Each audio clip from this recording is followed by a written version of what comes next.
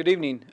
This is July 25th, 2023. Welcome to the meeting of the Hendersonville Board of Mayor and Aldermen. We're going to begin as we typically do. That's with a prayer and a pledge.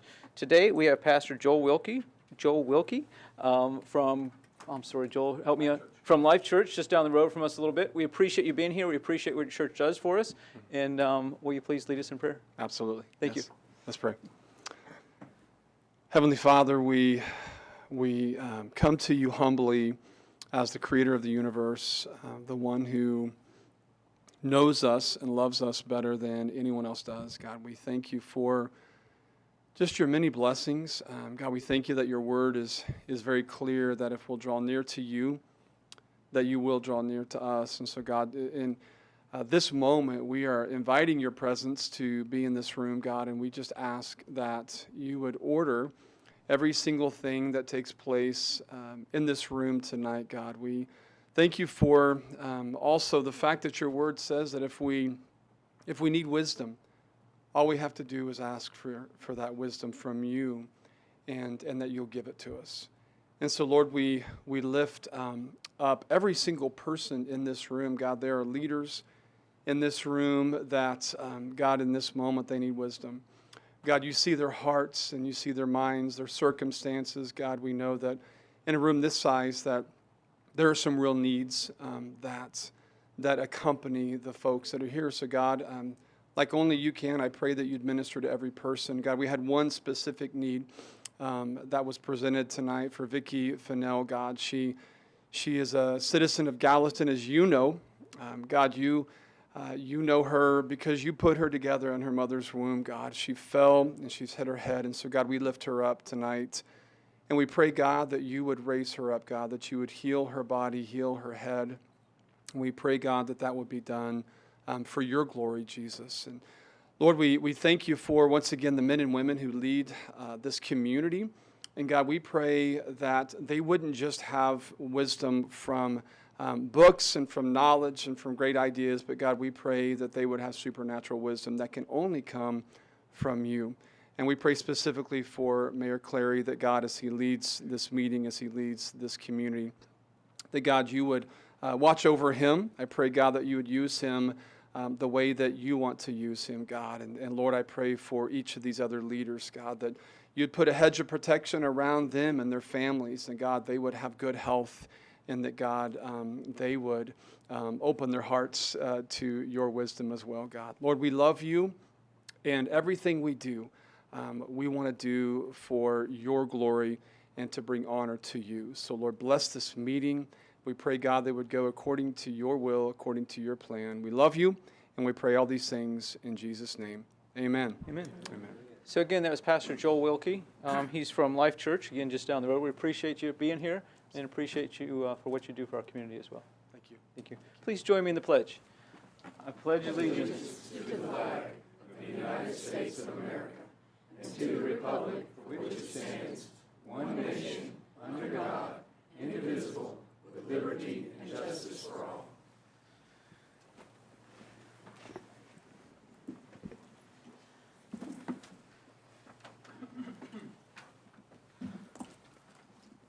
I'm going to entertain a motion to accept we do have one person missing. Typically, we don't call roll if it's just one person missing.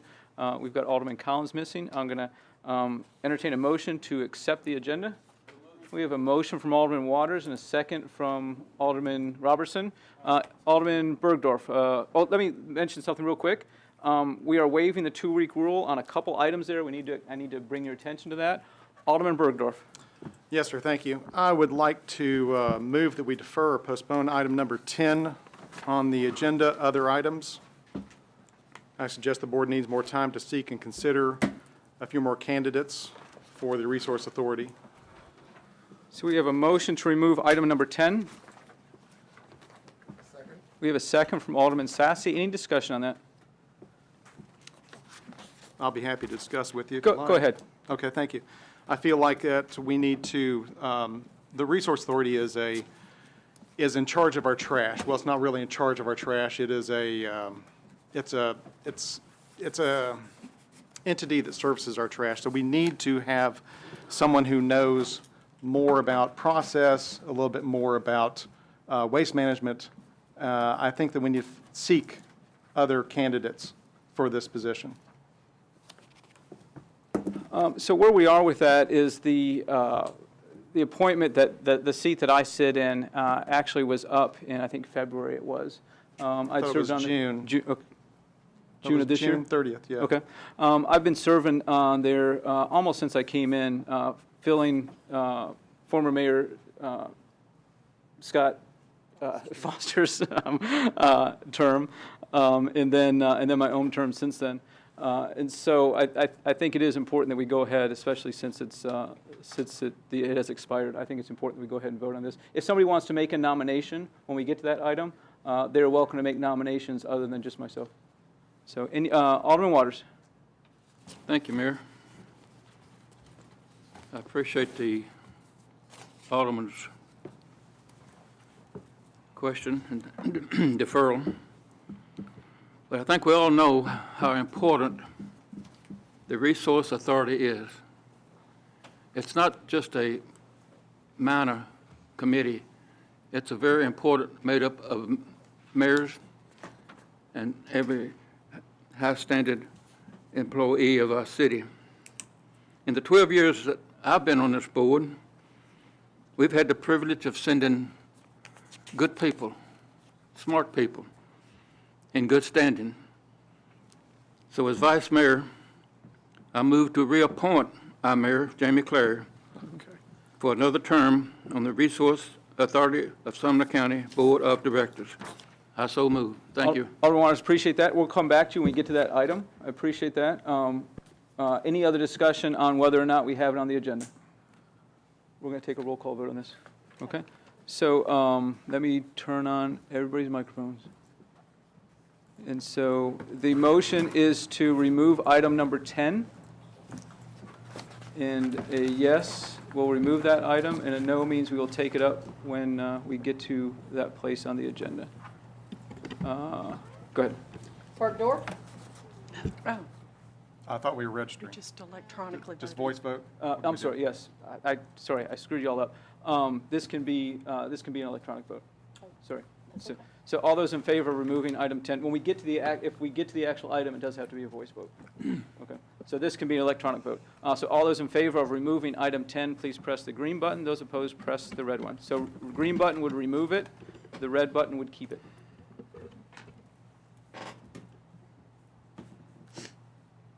Okay, so Jason, can you leave it up there for a second? Okay, so voting to remove it is Alderman Bergdorf, Skidmore, Martin, and Sassy. Voting to keep that item is Alderman Peterson, Garza, Dixon, Goodwin, Garten, Waters, Robertson, and myself. So that's going to stay on the agenda. We're back on the main motion, acceptance of the agenda. I do need to entertain a motion to remove item A under presentations. We need to postpone that because of a family situation. Would somebody like to make that motion? I'll make it. Okay, so we have a motion Second. from Alderman Goodwin, a second from somebody down there? Karen? Okay, Dixon? from Alderman Dixon. Any discussion on that? You can clear it, Jason. All those in favor of removing item A under presentations, please say aye. Aye. Those opposed, please say no. So that's removed. Now we're back on the main motion. We had one motion that failed, the one from Alderman Bergdorf. We have one that passed, which is removing item A. We're acknowledging waiving the 2-week rule on a couple items. Any other discussion, any other motion? Which items are we waiving the 2-week rule on? You see them, let's see, 2, 3, 4, 6, and 7, all at the end of their caption mention that.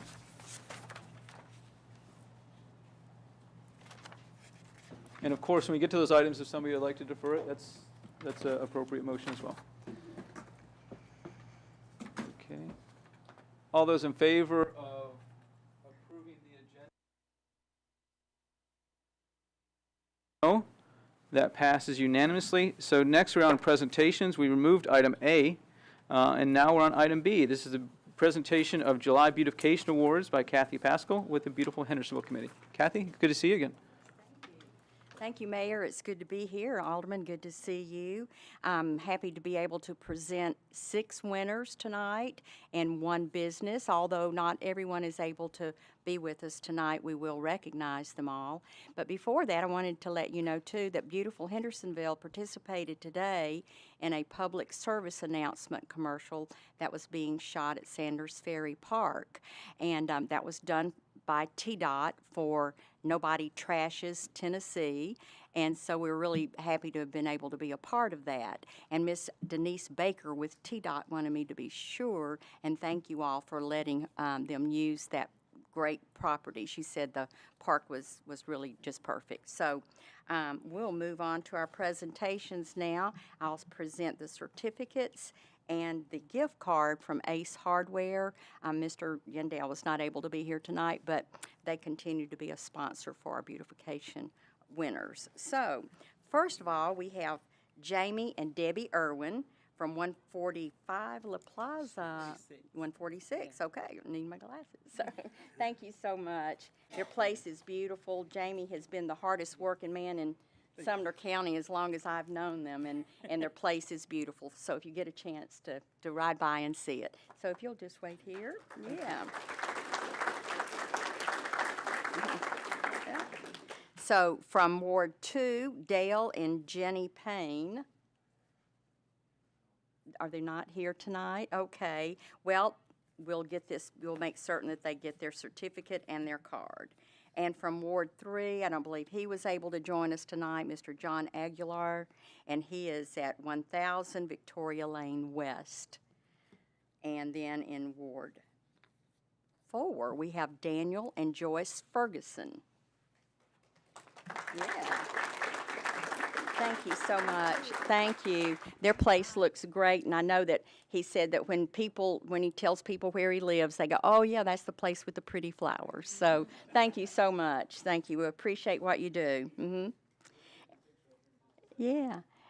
And in Ward 5, they're not able to be here tonight. There's some sickness, but that's James and Jody Perry, and they're at 103 Montview Drive. And his lawn looks like a golf course. It is absolutely fabulous if you get a chance to ride by and see it. And then in Ward 6, Mike and Judy Darnell. They're not able to be with us tonight either, but we'll get that to them. And then our business winner was Bluegrass Yacht and Country Club. And if you've driven by there to notice that entrance, they just do a beautiful job. And so they called today, and unfortunately were not able to join us tonight either. But those are our winners. Please, and you know what I did not do? So I'm going to do this real quick. Can I do that, Casey? Go back. Yeah, there we go. That's Ward 6 on Catalina Way. That's in Durham Farms. And Ward 4, there you are on Indian Lake Road at 398. Ward 3 and Victoria Lane East. Ward 2 on Shivel Drive. And Ward 1, and that is really very pretty. You get a chance to ride by and see all of those. And then back over here, I'm sorry, I forgot to do that. Please send in your nominations. It's very important. We want neighbors to recognize their neighbors, and in the community to let us know what you know about your neighborhood and who's doing the good work there. So please send in your nominations, and thank you. We'll see you next month. Mm-hmm. Okay. Yeah.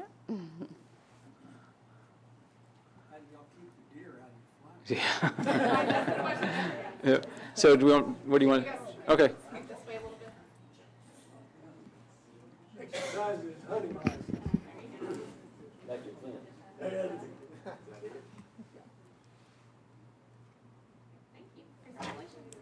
Thank you all. Thank you, Kathy.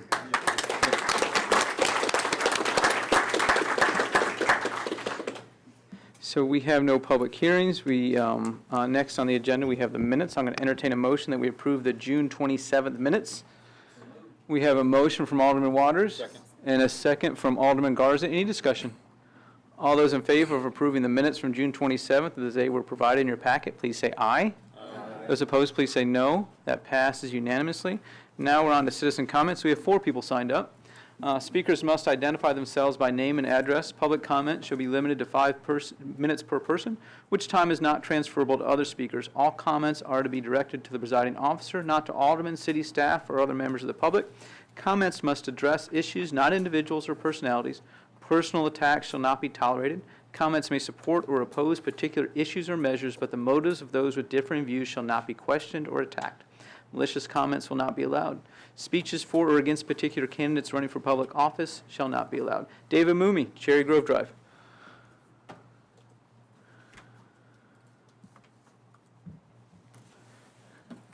Well, good evening. I'm Dave Mooney. I live at 971 Cherry Grove Drive in the Millstone subdivision here in Hendersonville.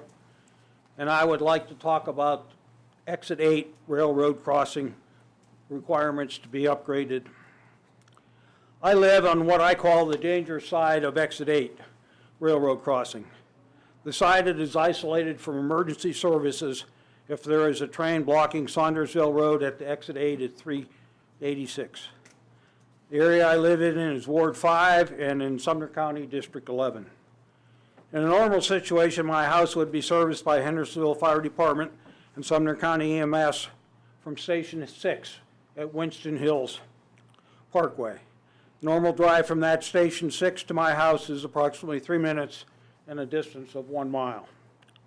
If there is a train at Exit 8 crossing, it takes 3 to 5 minutes for that train generally to clear that crossing at its normal speed. It can take longer depending on its speed and, of course, the length of the train. These times are added to the response times from station house to the situation site. Of course, if the train stops while blocking Exit 8, crossing times and wait times are unknown, and I have seen several crossings blocked by stopped trains in Hendersonville that sit there for quite a while. If there is a train at Exit 8, the shortest route to my house for emergency services would be from Station 3, now on Bonita Parkway, which is about 4.6 miles from my home, and probably takes at least 10 minutes to navigate from the fire station to my house. Another possible response is from the Gallatin Firehouse, Station 4, which is 3.2 miles away and about 6 minutes of travel time. Of course, now we're depending on Gallatin to service somebody in Hendersonville. So at best, if Exit 8 is blocked by a train, the response time to reach my house is at least doubled from the normal situation. Lots of bad things can happen in that increased time period. If suffering a heart attack, I may be outside the golden time to be resuscitated. If there is a fire, it grows exponentially, increasing risk to serious damage to the residence structure and its contents. According to the National Fire Prevention Association, seconds are critical when responding to an emergency. These times I cited above do not include call answering times, which are nationally known to be about 15 seconds, call processing time of 60 seconds, and a turnout time, which is, I guess, for the firemen to get mounted up into their vehicle and out of the firehouse and headed my way. There's another 225 seconds for a total of 4+ more minutes added to whatever the normal response time would be. When fire departments analyze the response times, they are really analyzed in seconds. When measuring the effectiveness of fire departments, response times are the key indicator. It determines if more resources are needed to effectively serve and protect communities. Therefore, it is crucial that local governments take these statistics seriously and allocate resources according to specific needs of their local fire and emergency departments. Hendersonville has the emergency service stations, locations, and resources to rapidly respond to fire or medical emergencies. What we do not have is a clear access route to respond to emergencies in the Saundersville Road area. I urge the city and county to find a solution to this situation and to find it now. Every delay increases the chances of a serious fire or a health incident and only increases the cost of the solution. Thank you for your time tonight. Dave, thank you. Stephen Rozek of Lawrence Way.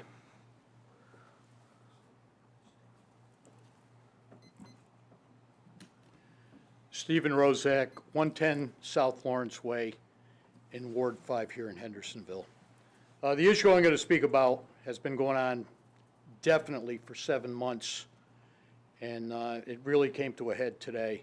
Approximately 5 years ago, Southview Professional Plaza, located on Saundersville Road, received a zoning variance to change from residential to commercial to put in 2 pieces of commercial property. Numerous homeowners of the Windcrest development voiced their concerns about removal of the Windcrest entrance monument back when this zoning variance was approved. After a lengthy discussion at a BOMA meeting, the homeowners' fears were put to rest when the developer verbally agreed to let the monument remain and they would maintain it. And I emphasize maintain it. As the years went by, the agreed maintenance on the monument was never done. The landscaper only mowed the grass around the monument and allowed the monument and its shrubbery to get in deplorable condition. This violated the agreement that was approved by BOMA. In 2023, there was 2 neighborhood meetings held at the Hendersonville Library. One on January 5th, attended by approximately 50 to 60 people, and a second on May 22nd, attended by approximately 25 people. I spoke up at the meetings that this is not a private neighborhood issue, and it must be brought up before the city at an official meeting, since this is in regards to an issue that was voted on by BOMA. No public notice was ever issued, only a Facebook posting and a handwritten sign on the Windcrest Center Island. On July 10th, it was an agenda item before Hendersonville Planning Commission for a replacement sign. Today, July 25th, the Windcrest entrance monument was completely destroyed by a contractor prior to being approved before BOMA for a vote.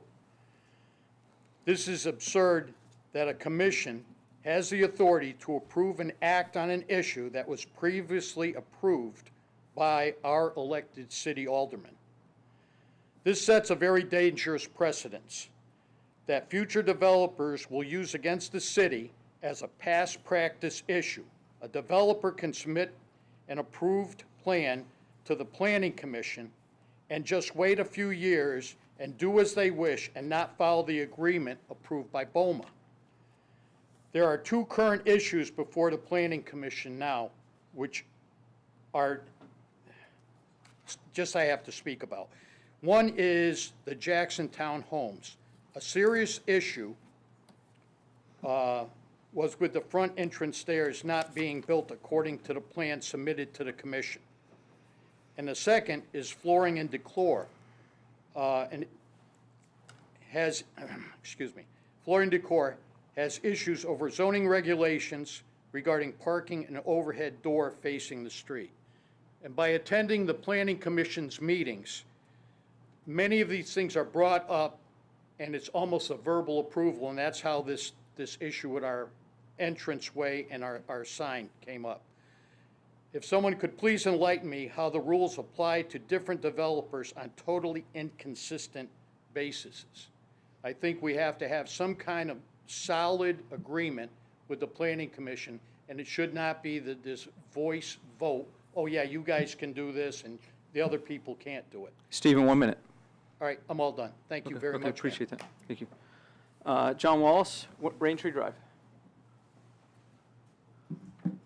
I'm John Wallace, 284 Raintree Drive, Ward 4. I have the privilege of being Ken Verbel's neighbor.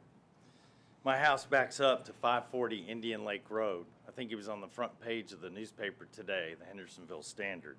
I'm sure you've heard the name Jeremy Durham. These houses sit at the very end of the cove. I moved from Murfreesboro in 2004 to Hendersonville. It's the best decision I've ever made in my life.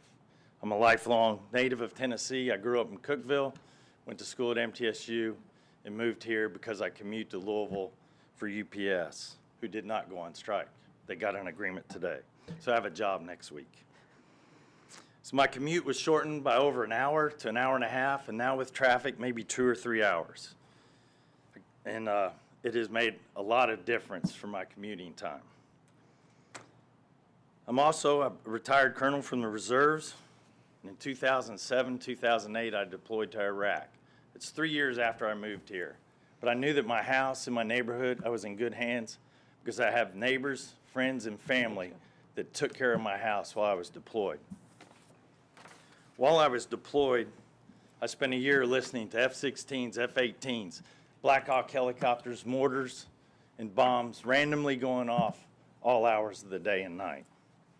After spending a year there, I came back to Hendersonville, and I would go back to my cove, and I would just sit there, especially when it was raining, because we didn't see a lot of rain, and just enjoy the beauty that I have back there. I have geese, ducks, deer, raccoons, which I don't really like, and we're not seeing many foxes, so we're having a lot of skunks. Speaking of skunks, recently, especially the week of CMA and the week of July 4th, the neighborhood became very noisy.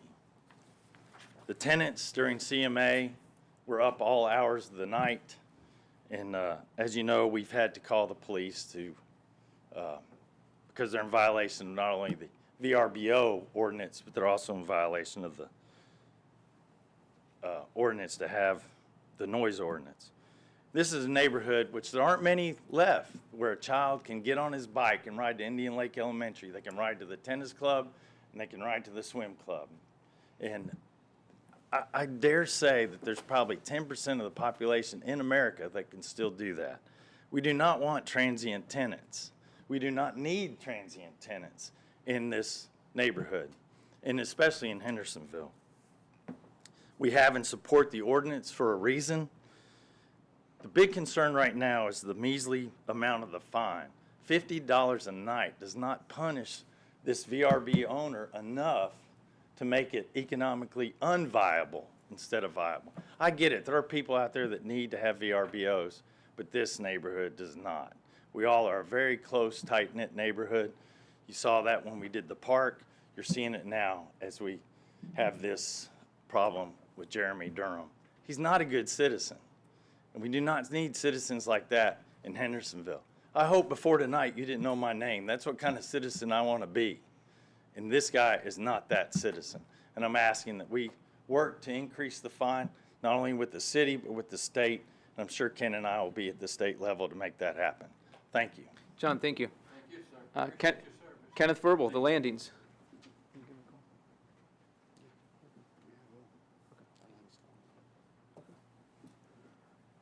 Kenneth Verbal. I live at 110 The Landings. I've been a resident here in Hendersonville the same year that Brother Waters came. So every time I've gotten up here before, I've told you how old I am, but I'm not going to tell you tonight because I'm getting too old. But we've got a wonderful neighborhood in Indian Lake Forest, but specifically the Indian Lake Peninsula is a wonderful development area for the city of Hendersonville. Since Jim and I came to Hendersonville, that whole area has gone through a transition that I realized several years ago that as men and women in my position got older, what was going to happen to that neighborhood, because the homes were beginning to get a little weather worn, and so we began to start to look at the fact that maybe we needed some younger people to come in. And thank God, that's exactly what happened. And as they came in, what did they begin to do? They began to modernize their homes and to spend money in Indian Lake Forest on the Indian Lake Peninsula. So now where we are, we're being invaded with the beginnings of commercial operations of Airbnbs on our peninsula. And with that, we're getting uncontrolled entrance and exit of possible drug dealing that we have no control over. Now, Chief Miller and his officers do a fabulous job, as you well know, intercepting things coming in and out of Hendersonville when they're on the main areas. But as we get out into the areas outside of the main area, his availability of men begins to diminish. So therefore, we appreciate what you have already put in place. You have a law that protects us. And this particular individual that was just mentioned has determined he is to defy that law, that he doesn't care. So I'm here tonight to commend you for putting in place all the protection that we need. I want to commend Brother Ray for his stalwart action and all that has so far been involved with us. We just appreciate you. We live in a beautiful community, and it is exploding, and we're enjoying all of those amenities along with you. Thank you for letting me speak. Mr. Verbal, thank you. That's everybody in citizens' comments. Next, we have consent agenda. We have nothing there, and then ordinance and resolutions. The first item on ordinance and resolution is second and final reading of ordinance 2023-14. Okay. This is an ordinance amending Hendersonville Municipal Code Title 11, Chapter 8, regulating the use of tobacco and vape products. Was that Alderman Sassy? Okay. Alderman Waters makes a motion. Okay. And I got you. Okay. And making sure that we have everybody here. And then Alderman Goodwin makes a second. Any discussion on that item? Alderman Dixon. Yes, as in the first reading, I'll be abstaining due to my livelihood depending on tobacco, so Okay. I will Okay, be thank you. abstaining. Any other discussion? Okay, so a month ago we did this for Rachel. Do we want to wait for Bob to come back? I'll vote for him. You can't do that.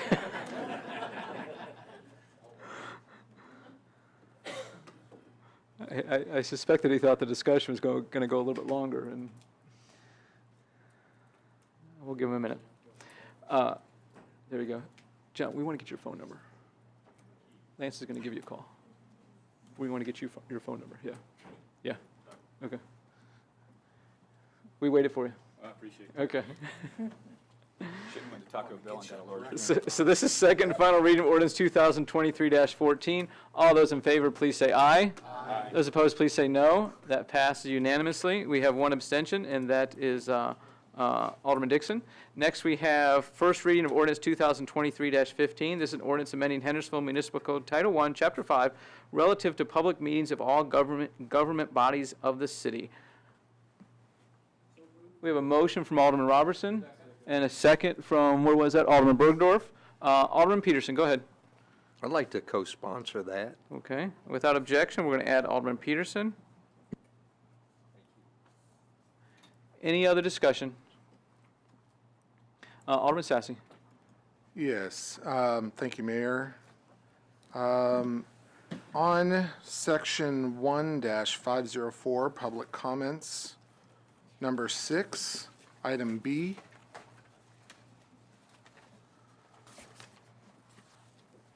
Is everyone there? Mm-hmm. It mentions public comments shall be limited to 2 minutes per individual, which such time is not transferable to speakers.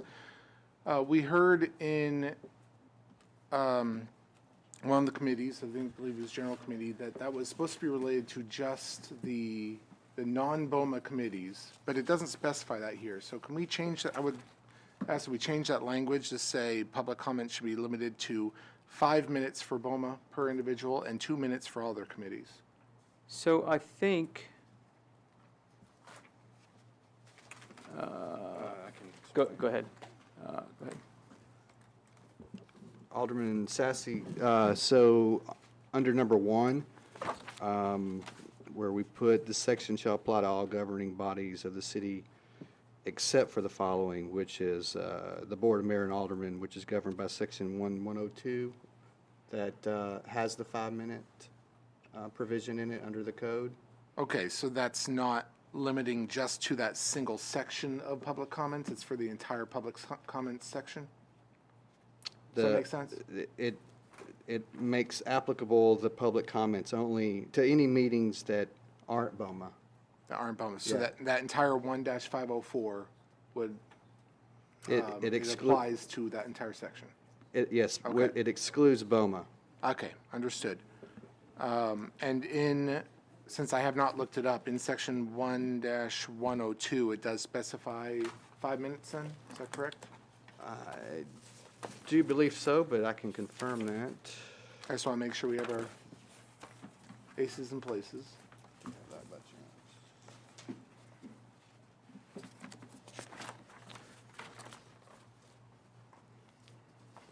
Where's the citizen comments board?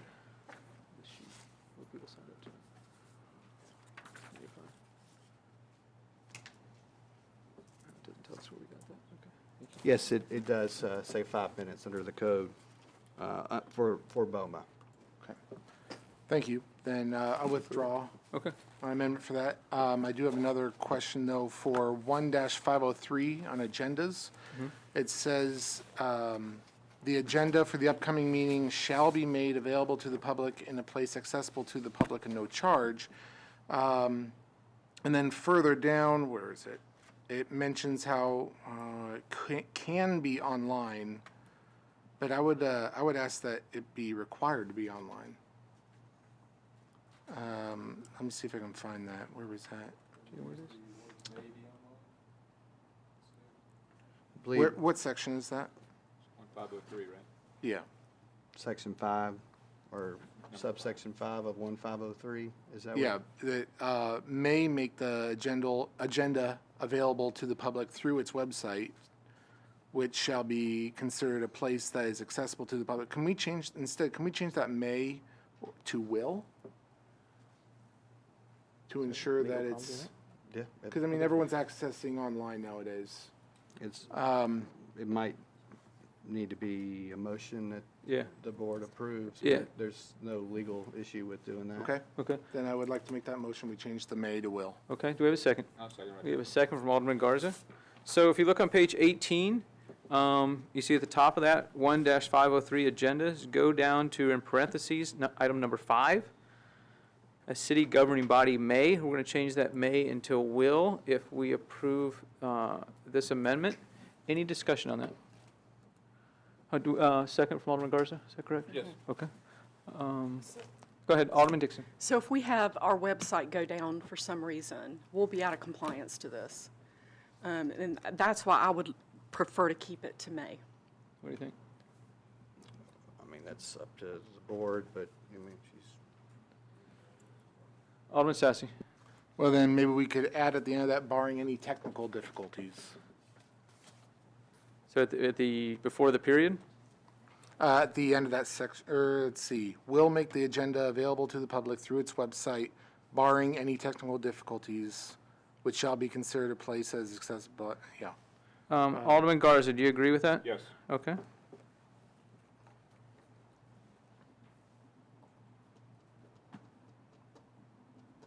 Okay. And I failed English, so if that's not the right wording, please let me know. So, change that to will, and then right here, through its website, barring any technical difficulties, which shall be considered a place accessible to the public. Would you rather do something else? Different wording? The connection with the next clause has given us a little bit of concern, but we're trying to fix it. Okay. Because then, now the which refers to the technical difficulties instead of the website.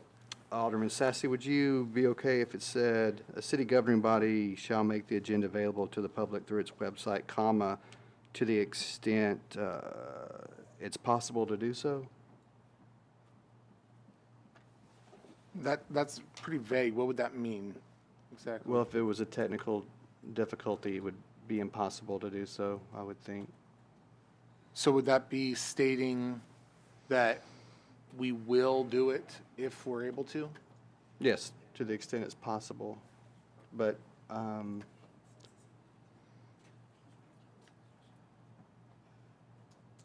it's just a suggestion, but it's your prerogative to have it state the way that you wish. You want to stick with the wording you gave a second ago, or What do you you want to? think? You're my second on I that. think shall and may are the same words. So just keep it with will? I think so. I think as our city becomes younger and younger, everything's done by the internet and websites. Okay. I know if the power goes down, you know, I guess we wouldn't be compliant having this meeting because there would be no power in this room, so.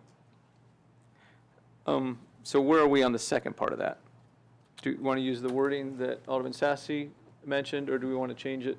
Well, I mean, it needs to sound legal, but I agree that we, you know, areas out of our control, I mean, Okay. obviously shouldn't take us out of compliance, I mean. Okay.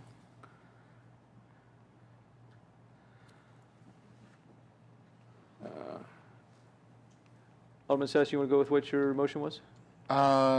Yes, a city governing body will make the agenda available to the public through its website, I guess barring any technical difficulties, which shall be considered a place that is accessible to the public for the purpose of compliance with this section. Okay.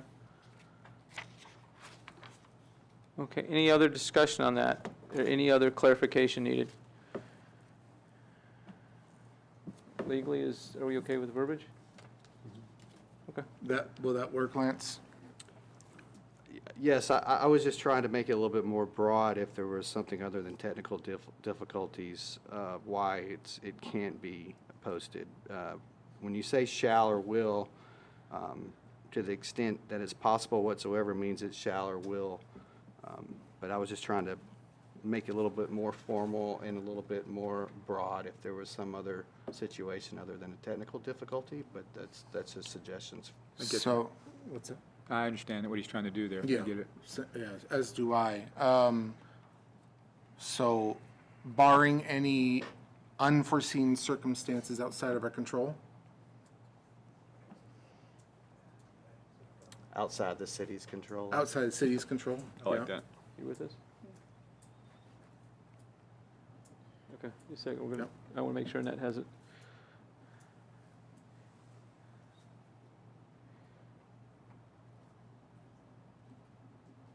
And that's going to go after the word website, right? Okay, so what have you got? Hold on, Annette. I would assume so. Annette, what have you got? I have that we're gonna change, may to will, hang on, I'm going back and forth here. You're fine. Will make the agenda available to the public through its website, barring any unforeseen circumstances outside the city's control. Sounds right. Yep. Sounds good. And you're out of paper, so we have to stop right there. Okay, any other discussion on that? Alderman Robertson. Jesse, do you have any comments that you would like to make regarding this amendment? Because you and the staff will be implementing it, so I just wondered, I always want to give the staff an opportunity to comment and give us their thoughts, because we want it to work. I know what the intent is, and I support the intent, but I just want to, from a practical standpoint, if it's okay, Mayor, to ask. Yeah, it's absolutely. Okay. Sure. I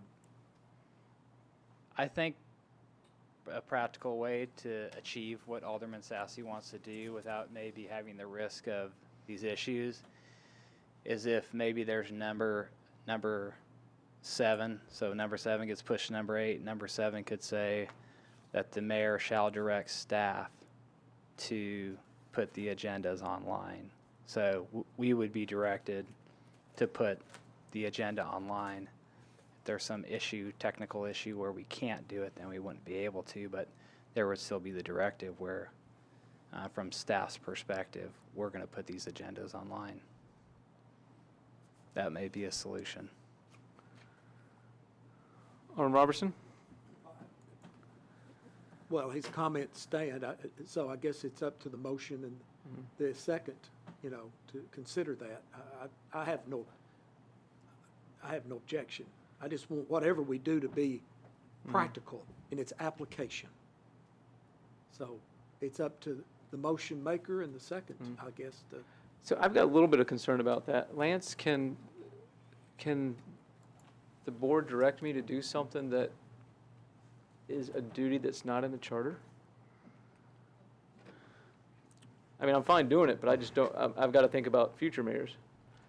I'm satisfied with how Alderman Sassy worded it just now, barring any unforeseen circumstances outside the city's control. Okay, thank you, Jesse, thank you, Alderman Robertson. Any other discussion?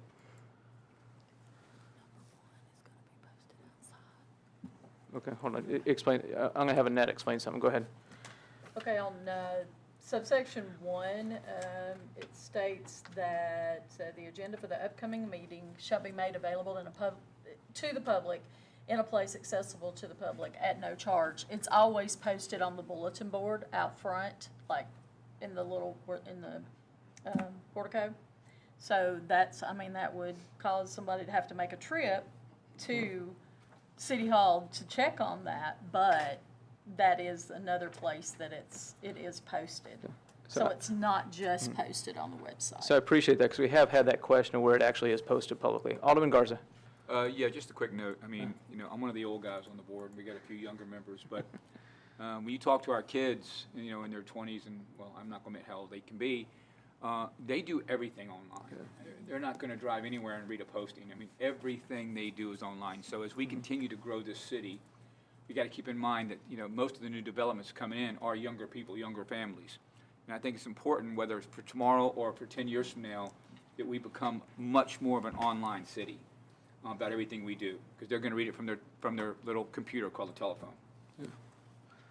Alderman Garza, Alderman Sassy, thank you. Any other discussion on this proposed amendment? Any clarification needed? Does anybody need me to repeat it? All those in favor, please press the green button. Oh, sorry, Jason. Those opposed, press the red one.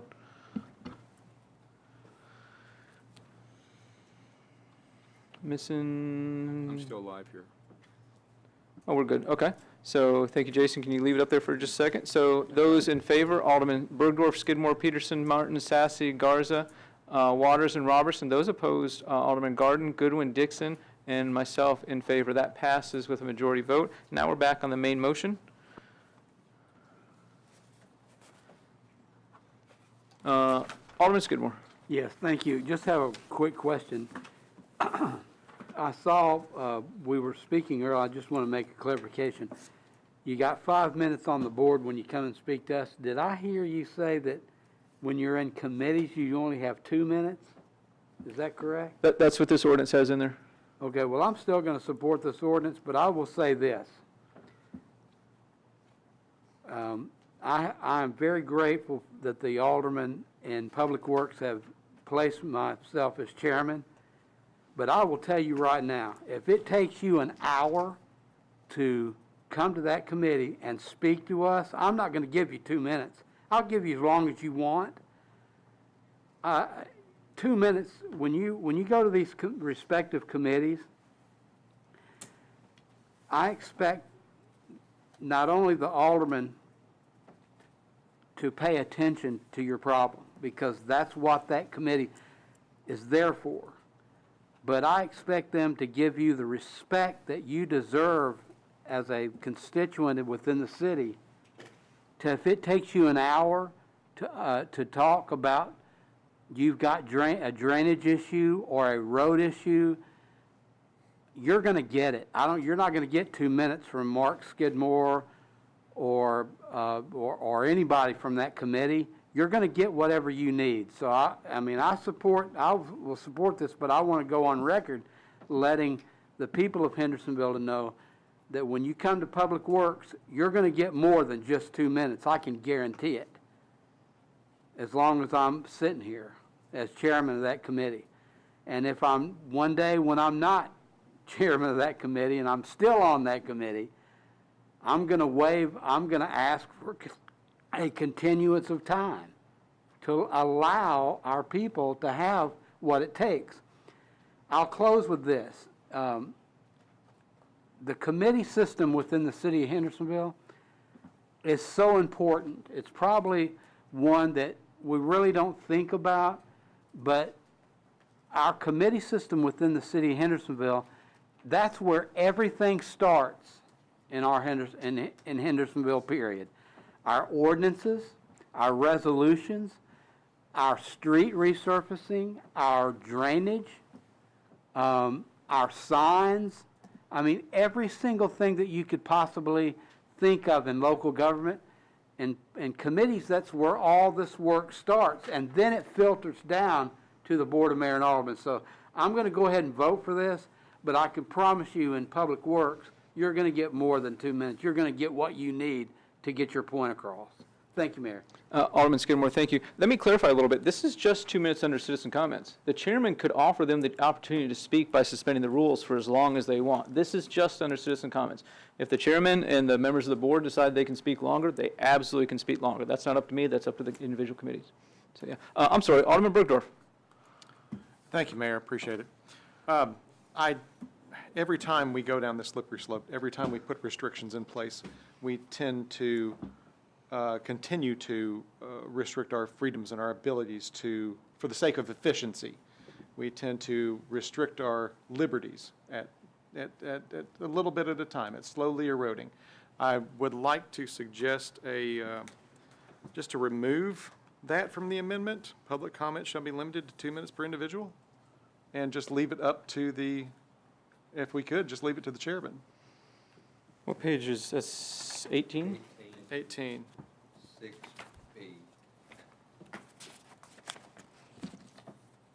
Under public comments. Under public comments. So we have a motion to remove item 6B, and we'll just reorder C will become D, B, D will become C. Is that what your motion is? That's true. Yes, sir. Thank you. Do we have a second? I'll second We have a second for Alderman Skidmore. Alderman Sassy, go ahead. Hi, this is a question for Mr. Wright. The new state law that's been enacted, is there any language that allows or doesn't allow the chairman to act that way? Like, would this go against the state law, I guess? I just want to make sure we're in compliance. No, it allows the city to put forth reasonable restrictions, and time limitations is a reasonable restriction. But to take it out, it doesn't conflict with state law. Okay, thank you. Okay. Lance, so I'm not on a committee, so I'm fine going with whatever y'all want to do, and I'm fine taking this out. So let's throw this out there. If somebody speaks for 30 minutes at a committee, can the chairman cut the next person off at 20? I believe there should be some consistency. I can't think of every scenario right now, but a suggestion could be that you would allow each committee to make its own rules as to the time limitations, if any. Do y'all want to do that? That's, I really look at the committee chairman on that, because I don't sit on a committee. Or do you want to go with what we've got? We've got an amendment here right now. I don't see any interest in, okay, Alderman Dixon. Thank you, Mayor. Right now, our Finance Committee starts at 6 and has to end in a timely manner to get into BOMA. We had 5 or 6 citizens show up wanting to speak. I'm not sure we would get our business done for the night by letting them have unlimited amount of time. I like having a leeway in saying, generally, you've got 2 minutes to speak, but, just giving them some leeway and, not restricting if they go past 2 minutes. But this is a hard one for me, because I agree with what Alderman Bergdorf is saying.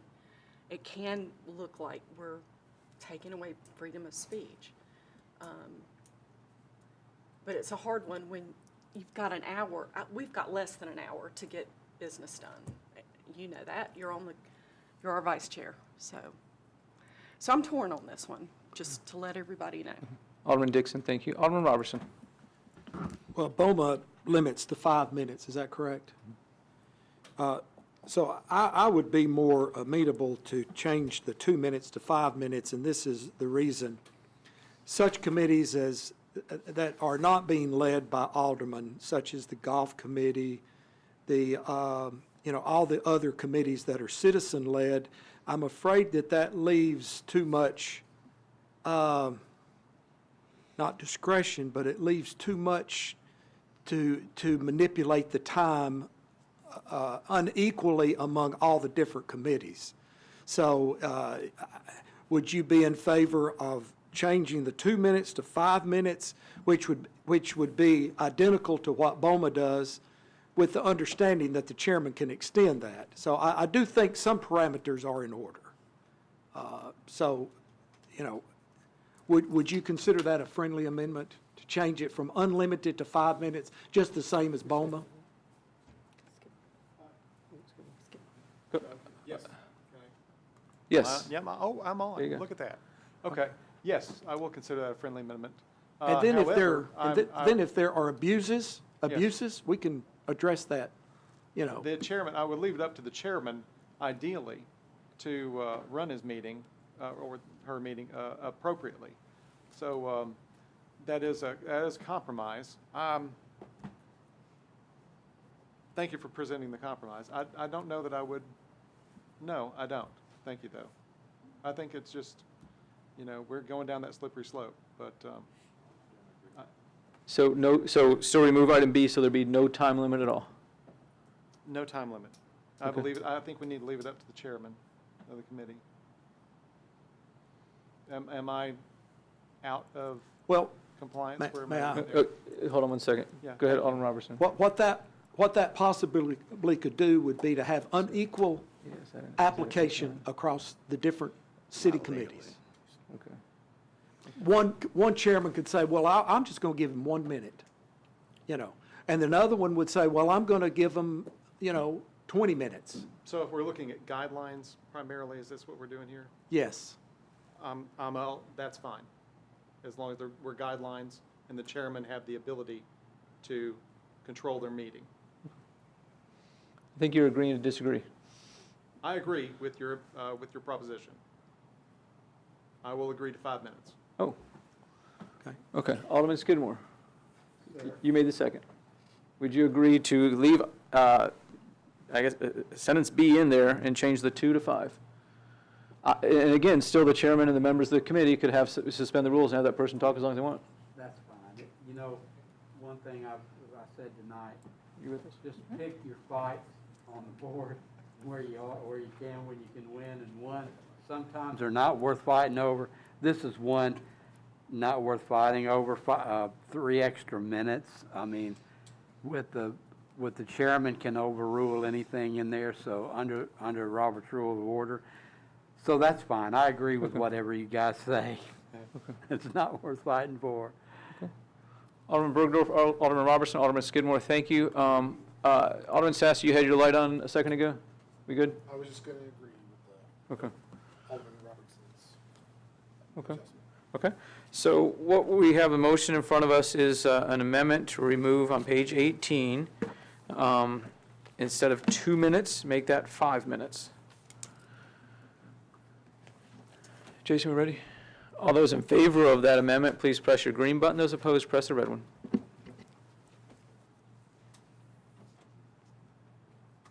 That passes unanimously. Now we're back on the main motion, and that is first reading of ordinance 2023-15. Any other discussion? All those in favor of ordinance 2023-15 on first reading as amended, please press your green button. Those opposed, press the red one.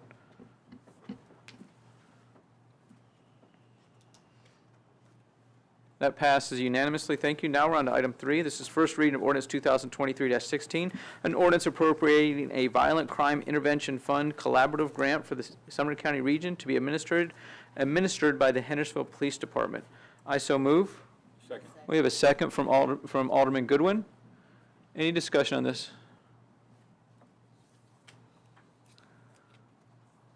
All those in favor, please say aye. Aye. Those opposed, please say no. That passes unanimously. Now we have Resolution 2023-26. This is a resolution accepting a violent crime intervention fund collaborative grant for the Sumner County region and administered by the Hendersonville Police Department. I so move. We have a motion from Alderman Waters. And a second from Alderman Sassy. Any discussion? All those in favor, please say aye. Aye. Those opposed, please say no. That passes unanimously. Now we're under Resolution 2023-25. This is a resolution accepting the dedication of the completed streets in Durham Farms Phase 2, Section 26 in our city. Alderman Robertson. We have a motion from Alderman Robertson and a second from Alderman Goodwin. Any discussion? All those in favor of Resolution 2023-25, please say aye. Those opposed, please say no. That passes unanimously. Now we have Resolution 2023-27. This is a resolution authorizing the City Administrative Services Department to apply for a Public Entity Partner Safety Grant for the purchase of safety and loss prevention items. We have a motion from Alderman Sassy and a second from Alderman Garza. Alderman Skidmore. Yes, sir, thank you, Mayor. This passed unanimously in Public Works this evening. Thank you, Alderman Skidmore. Alderman Peterson. Thank you, Mayor. Yes, this also passed in General Committee, and I would like to be a sponsor. Without objection, we're going to add Alderman Peterson's name to that. Thank you. Any other discussion? Did you get that? All those in favor of Resolution 2023-27, please say aye. Aye. Those opposed, please say no. That passes unanimously. Now we're on Resolution 2023-28. This is a resolution amending the job classification list and pay tables to correct a clerical error for the city of Hendersonville. We have a motion from Alderman Waters and a second from Alderman Dixon. Any discussion? All those in favor of Resolution 2023-28, please say aye. Aye. Those opposed, please say no. That passes unanimously. Now we have Resolution 2023-31. This is a resolution authorizing the City Department of Parks and Recreation to apply for a Blue Cross Blue Shield Healthy Place Grant. Alderman Peterson. So moved. We have a motion from Alderman Peterson, a second. We'll go with Alderman Garza. It's been a little while. Sorry about that. Alderman Peterson, go ahead. Yeah, thank you, Mayor. Last night in the Parks Committee, Director Gilley told us about a tree that fell during the recent wind or lightning on a playground there at Drake's Creek and damaged just one piece of playground equipment, and to replace that, it's $30,000. So I appreciate Parks applying for these grants to get the necessary new playground equipment for the park, as well as trying to replace a lot of the older equipment that we have, because the parks are used a lot. It's a great amenity that we have for the city, and I'm glad that we have these available. So I certainly support this resolution. Thank you. Alderman Peterson, thank you. Alderman Skidmore. Yes, sir, thank you, Mayor. I just want to let everybody know that that passed Public Works Committee this evening unanimously to bring to the board. Thank you. Thank you, Alderman Skidmore. Any other discussion? All those in favor of Resolution 2023-31, please say aye. Aye. Those opposed, please say no. That passes unanimously. Now we're on to other agenda items. First thing we have is consideration of clarifications for the Exit 8 Ad Hoc Committee. Alderman Waters. So moved. Hold on one second. We need to know what those clarifications are. Yeah. Go ahead, Alderman Dixon. So, thank you, Mayor. I guess it was last week we applied for a grant with the state, correct me if I'm wrong, for Exit 8 up to $30 million. So we have officially applied for a grant. And during our July 11th BOMA meeting, our last BOMA meeting, this board voted to move forward with looking for funding for Exit 8. And pretty clear that a lot of the folks here on the board would not move forward with the project if we didn't receive such money. We've had some confusion with some emails that have gone to TDOT in the last couple weeks. Mayor Clary shared in a couple of emails that he got questioned over what we were trying to do and the confusion around it. And given all that, I would like to make a motion that we postpone any action taken by this ad hoc committee until BOMA receives word that our applications for grants at TDOT or GNRC have been determined. I fear that TDOT will be confused by our willingness to move forward to seek funding while this ad hoc committee's goal is to drop the project amicably. It's very confusing. I would like to make the motion to include that the Capital Projects Committee will monitor the pending grant applications and inform BOMA of the results, and then that it is, when it is time for this ad hoc committee to move forward. And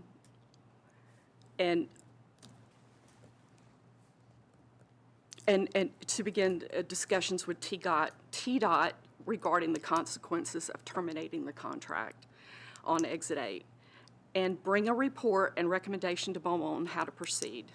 And I'd like to ask my fellow aldermen to please support me in this motion. I'll second that motion. I think Alderman Waters beat you to it. Oh, thank you. So we have a motion from Alderman Dixon, a second from Alderman Waters. I'm sure we're going to want you to repeat that in a few minutes. Yeah. Alderman Waters, did you want to speak?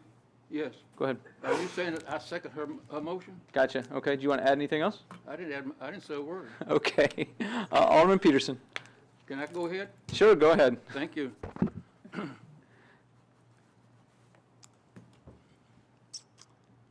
What I'm about to say is in no way reflects how I feel about Exit 8, okay?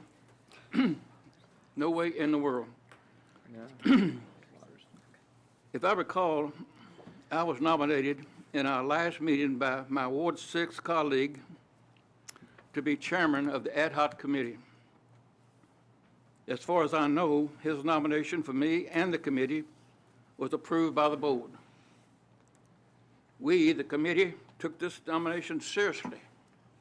Yes, we might have made some bad calls over the last few months. But let's review the amendment, and a good one that my colleague quoted. And I quote, this is his amendment now: allow ad hoc committee to meet with TDOT, start negotiation on termination, the contract on Exit 8. Termination, the contract on Exit 8, and find out the state's response and report back to BOMA in 60 to 90 days with results of the meeting.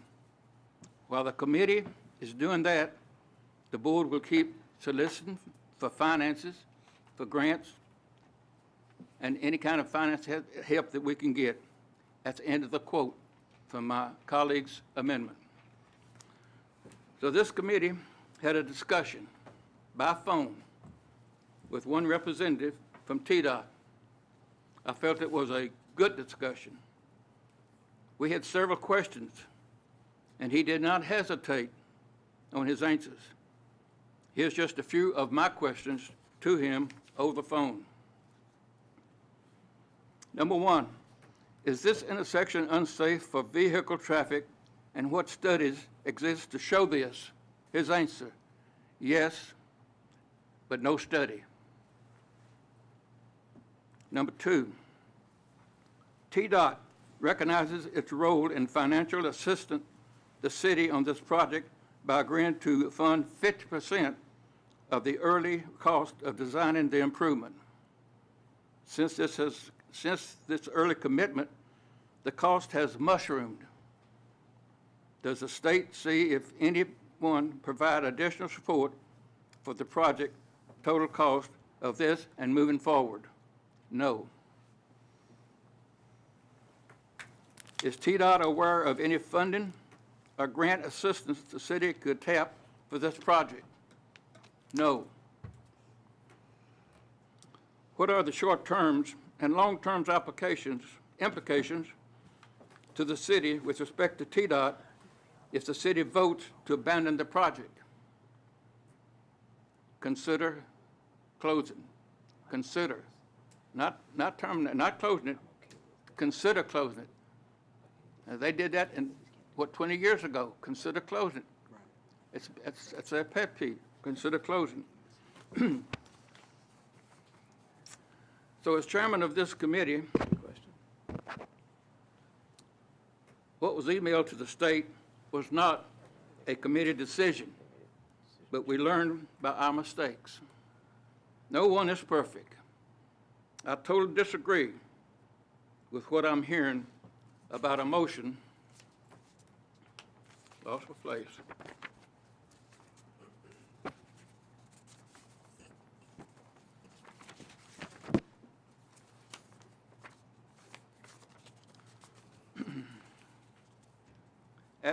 Excuse me, I lost my place here. About a motion asking the board to cancel the ad hoc committee action till BOMA receives word that our application for a grant at TDOT and GNRC has not been approved.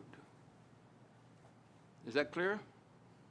We are all working for the same cause, and that's securing a grant, but we cannot confuse or send a big mixed message to anyone while we are trying to obtain a grant for this project. Let's don't put the doubts in the minds of our state leaders during this process. If this board wants to cancel the ad hoc committee as presented by my colleague, that's up to the board. It's not up to just a few. I was not informed about this from anyone. As chairman, again, as of tonight, I'm asking the committee to keep a positive attitude about this program. We will achieve what the amendment from my colleague says. I see no reason this board and the administration cannot continue working for any type of grant till we have received the final word from TDOT and GNRC that our request has not been approved. Now, this may take 3 months, it may take 6 months, but when the decision has been made with the ad hoc committee, with our attorney, we will meet with TDOT and begin discussion regarding the termination of the contract on Exit 8. When a final decision is made by TDOT, this committee will meet and discuss with BOMA for further recommendations. I also ask, as chairman, so that this board is updated every month at BOMA meeting, any progress made by the mayor or our chief of staff or our attorney. In closing, I ask that all future comments from anyone which involves the ad hoc committee be directed to this chairman with copies to our mayor, our chief of staff, and to our attorney.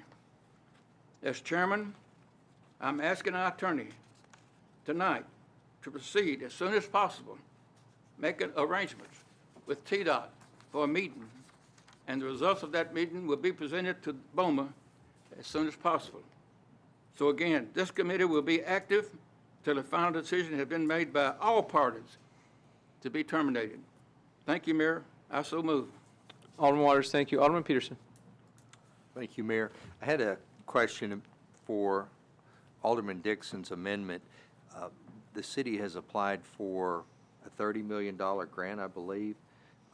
When is the deadline on that, and when would that be awarded? Do we know that information? Jesse, do you, if you're okay with Jesse answering that question? Yes. So we have some updated information. Just give me 1 minute, please.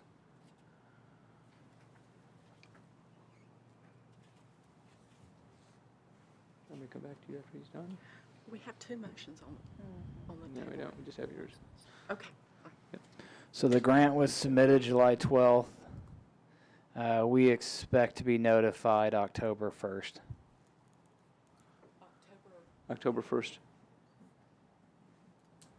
Jesse, you said October 1st, is that right? Yes, sir. Thank you. Alderman Peterson. That's all I have. Okay, thank you. Thank you, Jesse. Thank you, Alderman Peterson. Alderman Robertson.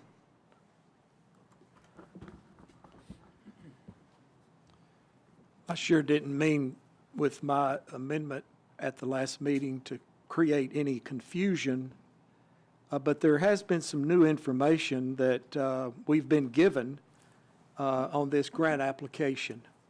Now, the grant application, as I understand, will be reviewed by TDOT. Is that correct, Mayor? Yes. So it just appears to me to be sending mixed signals, to be negotiating the terms of ending the contract with TDOT, and at the same time asking them to consider a grant. So it seems to me to be a little dysfunctional. There's an old hunting saying that I've heard used in rabbit hunting and in fox hunting, that it's gone to ground. And what that means is that either the rabbit or the fox has gone into its hole, and it's hard to find them. Well, I want to proceed on any kind of funding grants to the ground, till they go to the ground. I mean, I want us to pursue. I am not in favor, and I don't understand, and by the way, if you need a second, I wanted to second. We're good. Alderman Dixon's motion. I don't think that she is making a motion to terminate the ad hoc committee, but just hold it in abeyance until we have a shot at trying to get this $30 million grant. Now, Vice Mayor may be correct. We may not have a chance at it, but I know one thing. I know the mayor's working hard. I know he's already reached out to our legislative delegation, and I don't know, maybe he's reached out to the governor or maybe to the commissioner of TDOT. But I want to run it to the ground. I want to run that grant to the ground. And in doing so, I support just postponing not terminating, but just postponing the action so we can speak with one voice and try to get this grant, and then shortly, by October, we'll know, and then if we fail to get the grant, then the ad hoc committee, I would envision, will be stoked up, ready to go to work, and fulfill its mission. So this is not a matter of eliminating the committee, but it's all a matter of sequencing. It's a matter of sequencing. So I believe in the adage, first things first. And first things first here is to try to get money for the grant. I would hate, as David has spoken of, the risk, the public safety risk of not doing something there. I would hate one day to a family come up to me and said that the city didn't move forward on this, but it had an opportunity for a grant, and the city said no to the grant. And as a result of not having this disaster has happened to my family. My home has been burned down, or my husband had a heart. Now, I'm not trying to play on your heartstrings. I'm really not. But I'm just saying, I want us to run it to the ground before we give up the hunt. Thank you, Mayor. Alderman Robertson, thank you. Alderman Skidmore. Thank you. Thank you very much this evening. I really had no intention to even speak about this tonight, and I'm not going to ramble, get mad and start yelling and stuff, but if I do get loud, it's because I've got this on, and I got 2 more weeks, and then I'm a free man. So I really cannot wait for that, and I'm excited about it because this is driving me crazy. I don't know how I survived COVID, but I did with these masks. But anyway, let's get back to the point that I want to try to make tonight, and I'll try to be as delicate as I possibly can, because I really almost find it somewhat laughable at some of these comments tonight, and no disrespect given to my fellow colleagues that sit on this board. But I have one colleague that likes to talk about the old, these old times, or these honorable people that have spoken that they can give these analogies. Well, I've got one for you too, but this one comes to probably every single person that's in this room. And the analogy is this: back when we were all in high school and we were looking for our first ride, our first car ride, our first, man, I'm going to go out there and I'm going to get the best car that I can for this amount of money. And so you find one. I did the same thing. I can tell you all right now, it was a Chevy Chevette. And if my mom's watching this, she's probably going to start laughing because I love that car, and I still to this day love that car. I don't know where it is. It's probably in some trash heap, but anyway, it was a great car. And so we went to get that car, and they said, well, Mr. Skidmore, they were calling me, and it was the first time I've probably ever been called Mr. Skidmore at 17 years old. And they said, it's going to cost you $1,200. And that's how much it was, $1,200. And I said, well, that's a little bit more than what I've got. And they said, well, how much you have? And so I told them, I can't even remember now what it was, but that's my point I'm trying to make, is what are we going to do when it comes back and we've been having all this money and we finally got $24 million, which I don't believe that will ever happen. It just won't. I'm a realist. That's, our budget within the city of Hendersonville is what, 40-something million or 60 million, and now they're wanting $24 to $30 million. And by the time we get all these grants lined up and everything, I will guarantee you, and I have the evidence to back it up, and that's every single project that I have been involved in since 1987 that comes back more than what we save for. Well, it's the same thing about that car. I didn't get that car because I didn't have the money.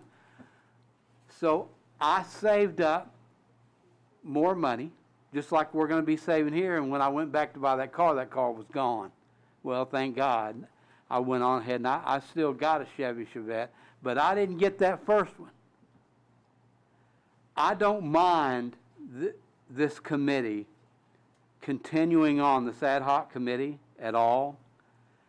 I don't know, the committee has never taken a vote. It's what, 2 weeks old? And the ad hoc committee, which I'm a part of, called a guy from TDOT and spoke with him.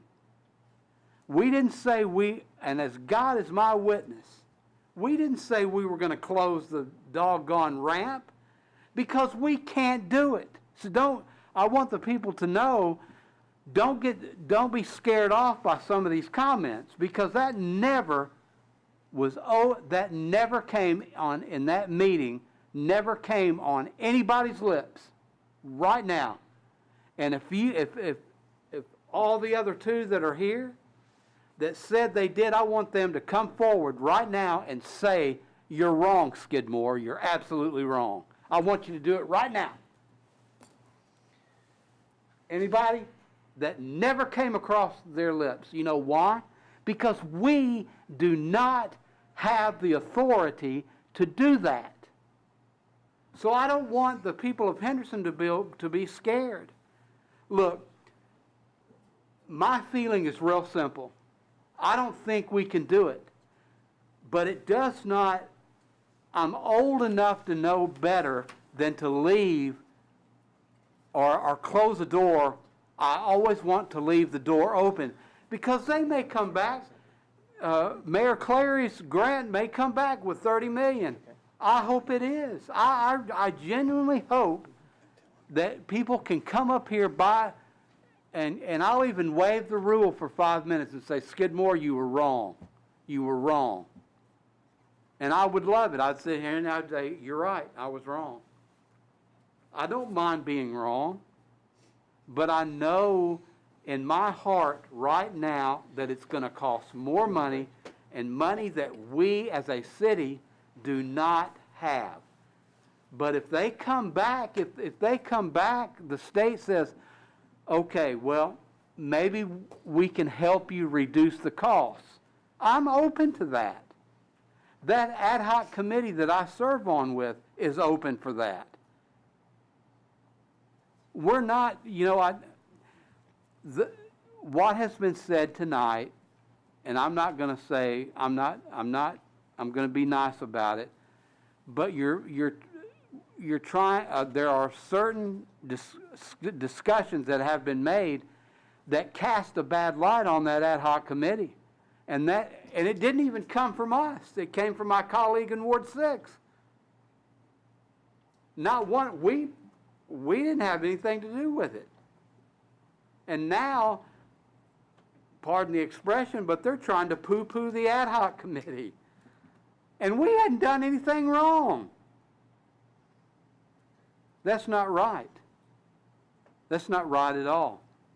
But we can go ahead and vote and do what you want to do, but I just want the people up here in the city of Hendersonville and the board know that whatever you're saying that we have done, it's not true. Now, if there is another alderman, what I heard tonight that had done something, that's okay, because it's got to come back through the ad hoc committee to be voted on and then to be brought back here to this board. We have no jurisdiction to do anything else, whatever. So if you want it to go back to the Capital Projects Committee, which, no disrespect to my colleague from Ward 6, Ms. Alderman Roberson, his plate is so full now with capital projects, it would be better if you put it in the ad hoc, because what are you going to do, devote all your time to this one project when we've got tons of other capital projects? I've been Capital Projects Committee chairman before. I know what it's like. I wish we would have had ad hoc committees years ago, but we didn't. And we pressed forward and we got things done, but it was a headache. So I just think that you should, my point and all that I'm trying to make to you tonight is let them continue on their work. And it's not we're not asking for anything to be closed. What we're doing is real simple, and this is really key, and I want people to listen to this. We are seeking information. We are seeking knowledge on what we can do with Exit 8, whether we can get additional help or whether we can't. That's it. We're not asking for closing Exit 8. I don't know, and then I'll close for this because I could talk about this for hours, and I know you're getting tired of me talking. But can anyone on this board of aldermen or city staff name me one exit that has ever been closed within the state of Tennessee, and especially Hendersonville, Tennessee, that an exit has been closed because we didn't have $40 million when they've got $30 billion sitting in the bank down in Nashville? Can anyone on this board? I didn't think so, because you can't, because it has not been done. They've had that exit open for how many years? 20? And now, because they say that there's a traffic problem, which there may or may not be, I don't know, because there's never been a traffic study. Not one. There's been one for the red lights, but not the ramp.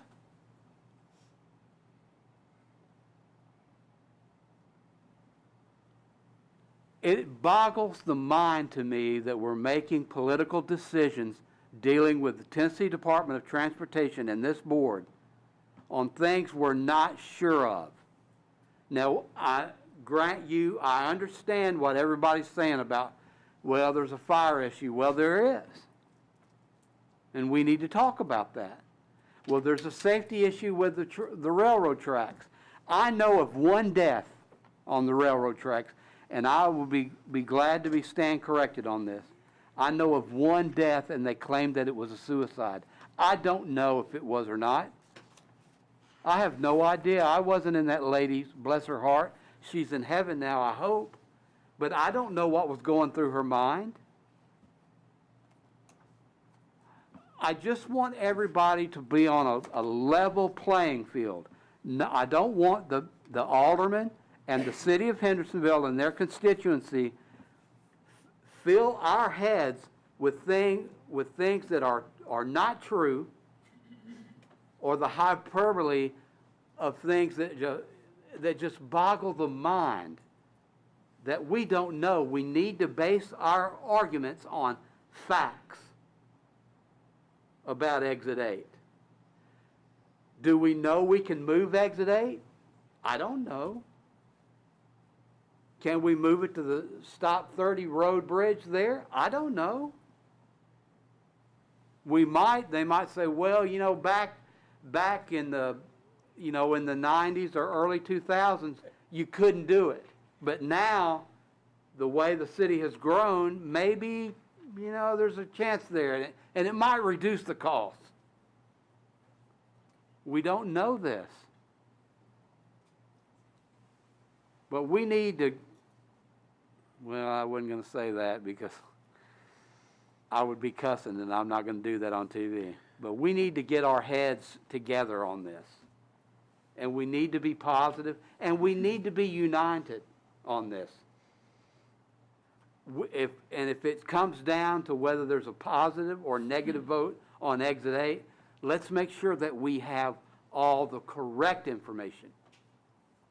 Thank you, Mayor. Thank you, Alderman Skidmore. Alderman Dixon.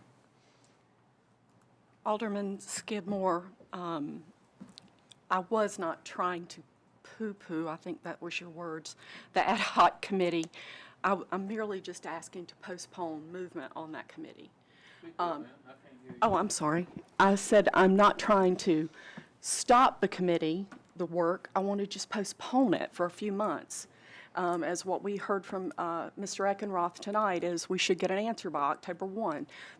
I think it's totally confusing.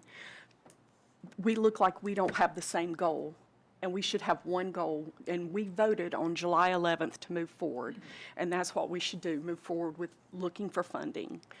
And I'm second, my second goal by making this this motion is to have the Capital Projects Committee monitor the situation and then bring it back to BOMA when when the Capital Projects Committee feels they're ready to move forward with the ad hoc committee. That is simply my motion. I have not said that anybody's done anything wrong, but I do feel we're sending confusing messages by having both move forward with a grant and an ad hoc committee that has 2 or 3 different goals aligned with that committee. So that's where I am.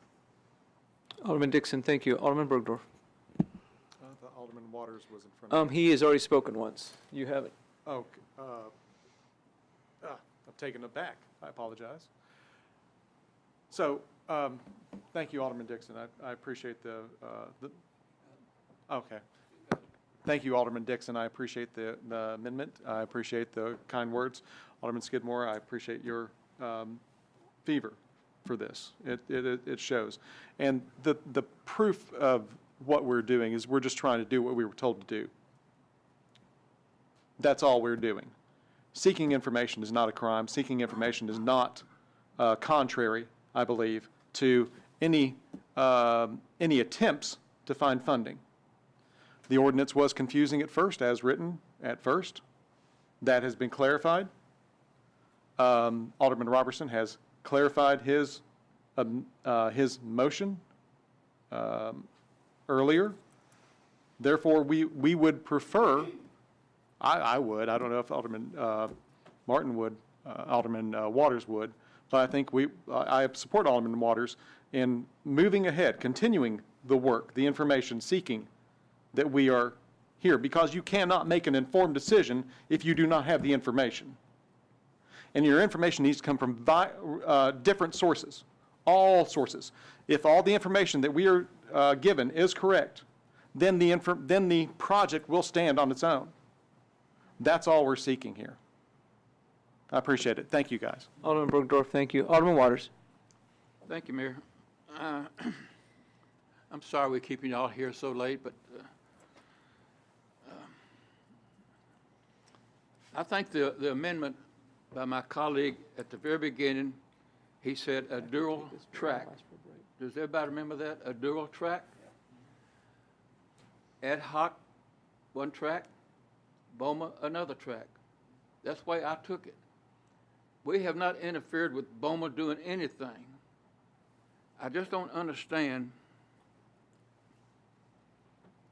why a certain alderman wants to put 3 months, 4 months hiatus on us and let them work when that was not the motion that we voted on last meeting. Always someone wants to change a horse in the middle of the stream. We have not done anything to upset this board. And as a chairman, I'd quit today if I had somebody on this committee that felt that way. We don't. Those two guys on the end are great. They're smart. Thank you, Skidmore. I appreciate what you said. Appreciate it. But I'd like to say again in my open statements, I would like to have our attorney make appointment and let the ad hoc committee go to TDOT and break the ground in person. Sit there and talk to him and come back and make a report to the board. And if you want to cancel us after that, so be it. But I don't think you're keeping your oath as how you voted a month ago, because now it's not working. It's not working. No, it ain't gonna work. It's gonna take 6 months probably. But don't come in here and tell us, the ad hoc committee, you take a break for 3 months, 4 months, we'll get back with you. It upsets me. Thank you, Mayor. I yield back. Thank you, Alderman Waters. So we have a motion from Alderman Dixon, a second from a second from Alderman Robertson, and Alderman Garten. Go ahead.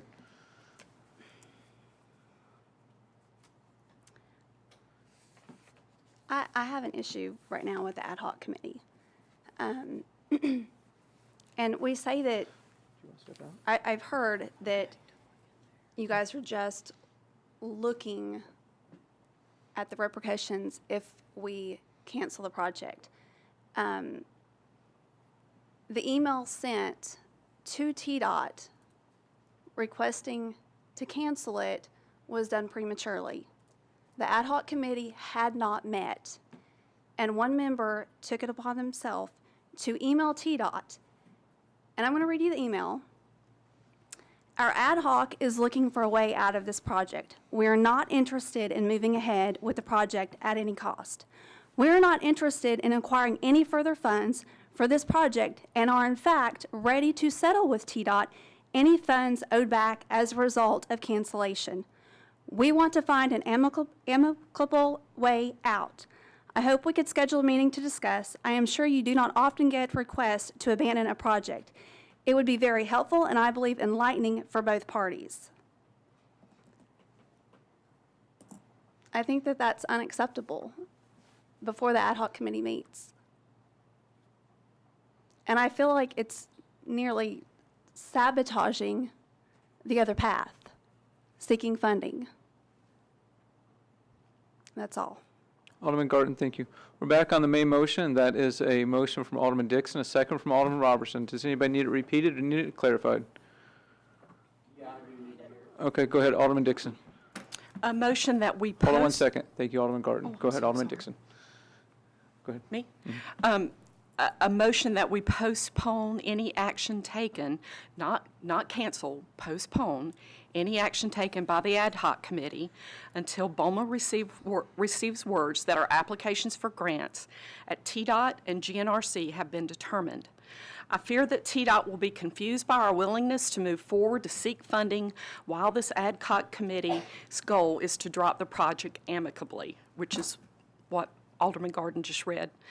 I would like the motion to include that the Capital Projects Committee will monitor the pending grant applications and inform BOMA of the results, and then when it is time for the ad hoc committee to begin discussions with TDOT regarding the consequences of terminating the project, the contract on Exit 8, and then bring a report and recommendation to BOMA on how to proceed. That's my motion. Thank you, Alderman Dixon. All those in favor of the motion, press the green button. Those opposed, press the red one.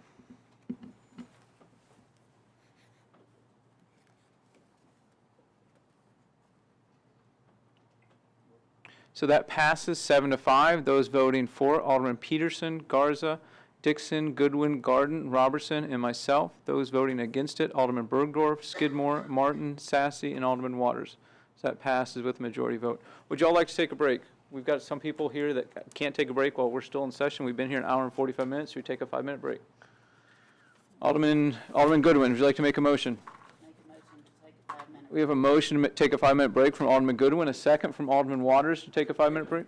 I'm sorry? Before you take a break, let me just add, since this passed, does that mean ad hoc committee ceases right now? It exists. It's just waiting. I said cease. No. Right now? No. It doesn't? No. It means no action until. What's the difference? Okay, so we have a motion to take a break. Do we have a second? We have a second from Alderman Dixon. All in favor, please say aye. Those opposed, please say no. We will have to take we need to take electronic vote. All in favor, Alderman Robertson, we need you, please. All in favor of taking a 5-minute break, please press your green button. Those opposed, press the red one. Oh, sorry. Hold on a second. Don't press your button yet.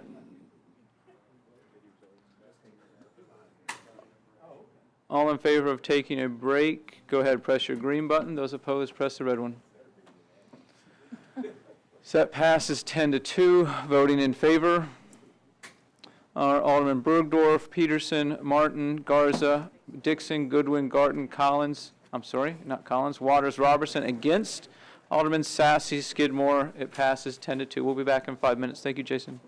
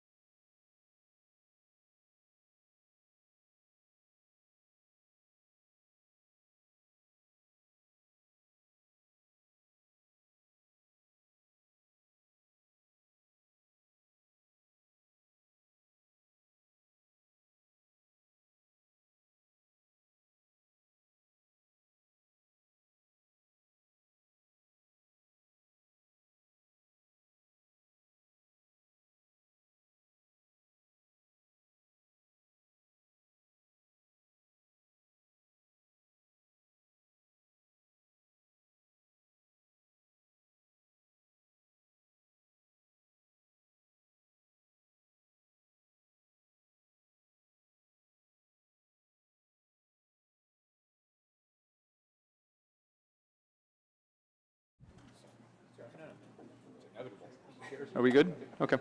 Appreciate the break. Now we're back on other agenda items. Item number 10, this is vote on the reappointment of Mayor Jamie Clary to the Resource Authority of Sumner County Board of Directors. Alderman Waters. Thank you, Mayor. As I said earlier, this is an important job for our city as well as the other cities that's participating in this committee. We got to have someone that knows the city worldwide, not just down my street, but the whole city. For that reason, I think Jamie Clary is qualified. So it's my position to nominate Jamie Clary, reappoint him to our Sumner County Board of Directors. So- I approve. So we have a motion from Alderman Waters, a second from Alderman Robertson. Alderman Bergdorf. Thank you, Mayor Clary, I appreciate it. I would like to nominate another individual for that position. May I do so? Okay. Dan Bertel, I have his nomination form right here. If I could pass those out, would you allow that? Sure. Okay, thank you.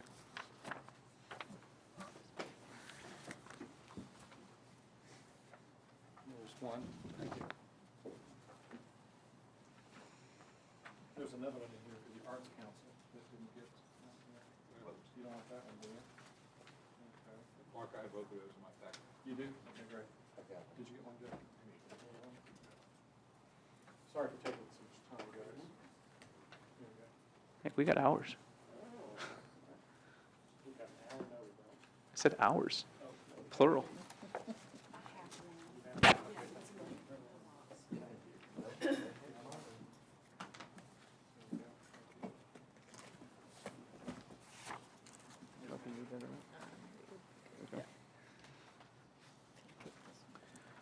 Yeah, you got it.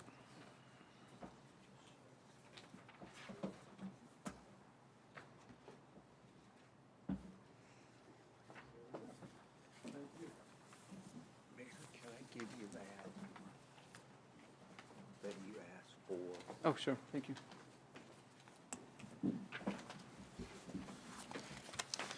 So as a process, we usually take nominations from the general public to serve on these committees. And I think an individual of Dan's caliber would be well suited for that board. The form is completed in here. He's an engineer. He's lived in the city for a long time. He's a member of a constituent of Ward 2. Has done a lot regarding resource and recycling as a career path. So I so nominate Dan Bertel to the Resource Authority. Alderman Bergdorf, thank you. And Thank you. For nominations, we don't need a second, so appreciate that. Let's go to Alderman Dixon. Thank you, Mayor. I just have a couple questions. Currently, we have 2 seats on the board, is that correct? That's correct. Are either seat designated a citizen or a government official, or is there any designation there? There isn't, just 2 people chosen by the Board of Mayor and Aldermen to Right. fill the 2 seats. Okay, okay. But we do have a citizen sitting there now. We do. So this would have no one from government sitting on this board if we put Mr. Bertel in there. I'll say this. I'm not voting for a name for this position, this seat. I'm voting a role to sit in this seat, and that role should be the mayor as the one person that everyone in the city voted for, right? Or had the option to vote for. So, thank you. Alderman Dixon, thank you. Alderman Garten. Is Mr. Bertel here tonight Here to speak tonight. to? No, I okay. didn't know we were going to be able to do this until Okay, okay. he had previous commitment. Oh, okay, okay. I was just hoping to ask him some questions. I know. I Okay. wish that would be. Okay. Thank you, Alderman Garten. Alderman Robertson. Yes, I support Vice Mayor Waters' motion for the mayor. When I look at this board, This is a very important board, and the role of the board members is to set policy. It's not to provide technical advice. When I look at the board presently, the county commission, I believe, has 3 members, and all of them are elected officials. So they have elected officials. So since this is a policy, really what we're looking at is policy versus technical advice.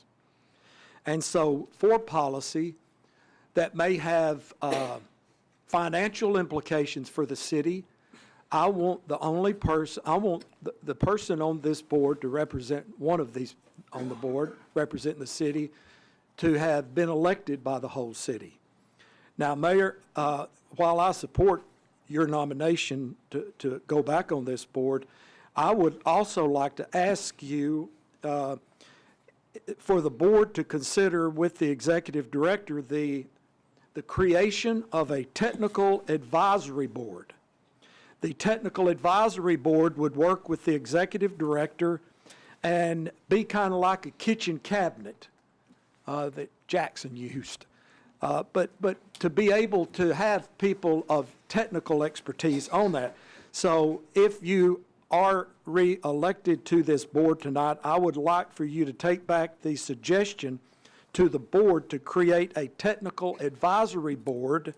And for that, I would totally and unqualifiedly support Mr. Bertel for that role.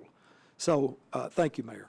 Alderman Robertson, I'm very willing to do that. I know Dan, and Dan's a friend of mine, and I think that's an excellent idea and something that could be useful for the Resource Authority Board. I appreciate that. So, any other discussion? This is an election which requires that we take a voice vote. So, Annette's going to call your name. So, your options are Clary or Bertel. Go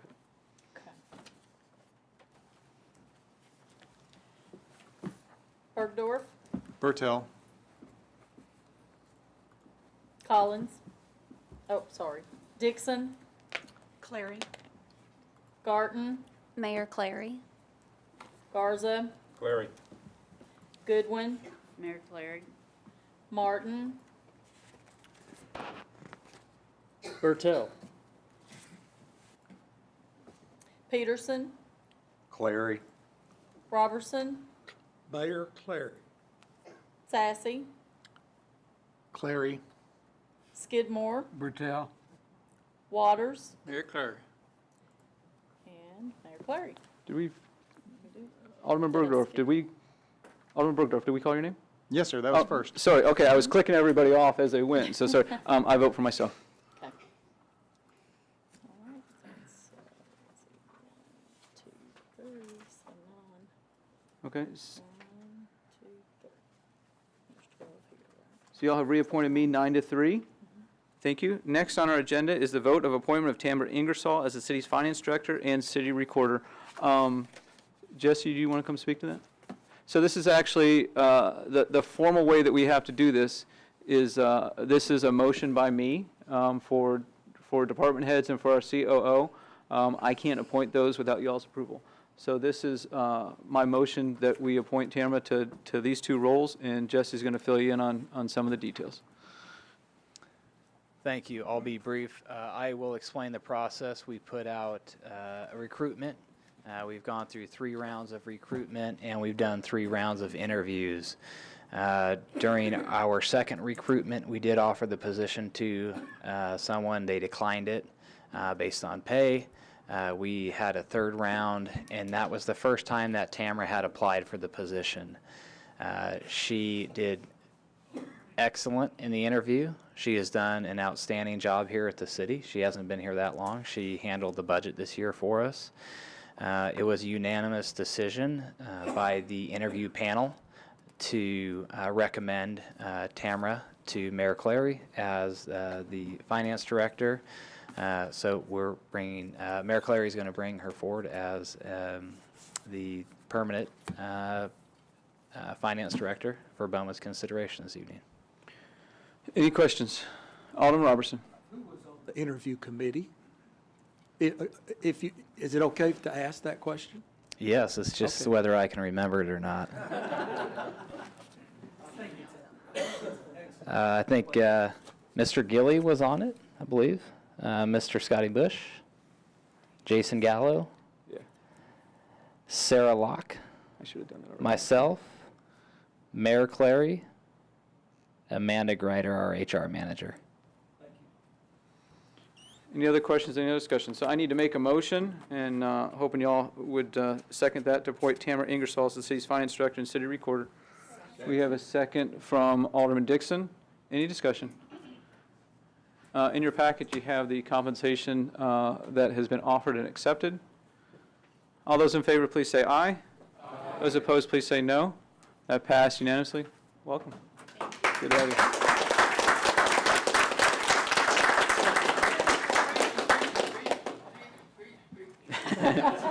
On to brief committee reports. Finance Committee, Chairman Dixon. Yes, the Finance Committee met this evening.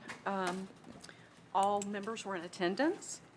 We had a reading of Ordinance 2023-16, which is the Violent Crime Intervention Fund that we also voted on in BOMA. It was a unanimous vote to move forward. We had reading of Resolution 2023-21, which is a resolution to adopt the 2023 purchasing policy. We had not updated our purchasing policy since 1998. I think that's the date. So a lot of work has been done there by the city, and it's, that was voted on unanimously.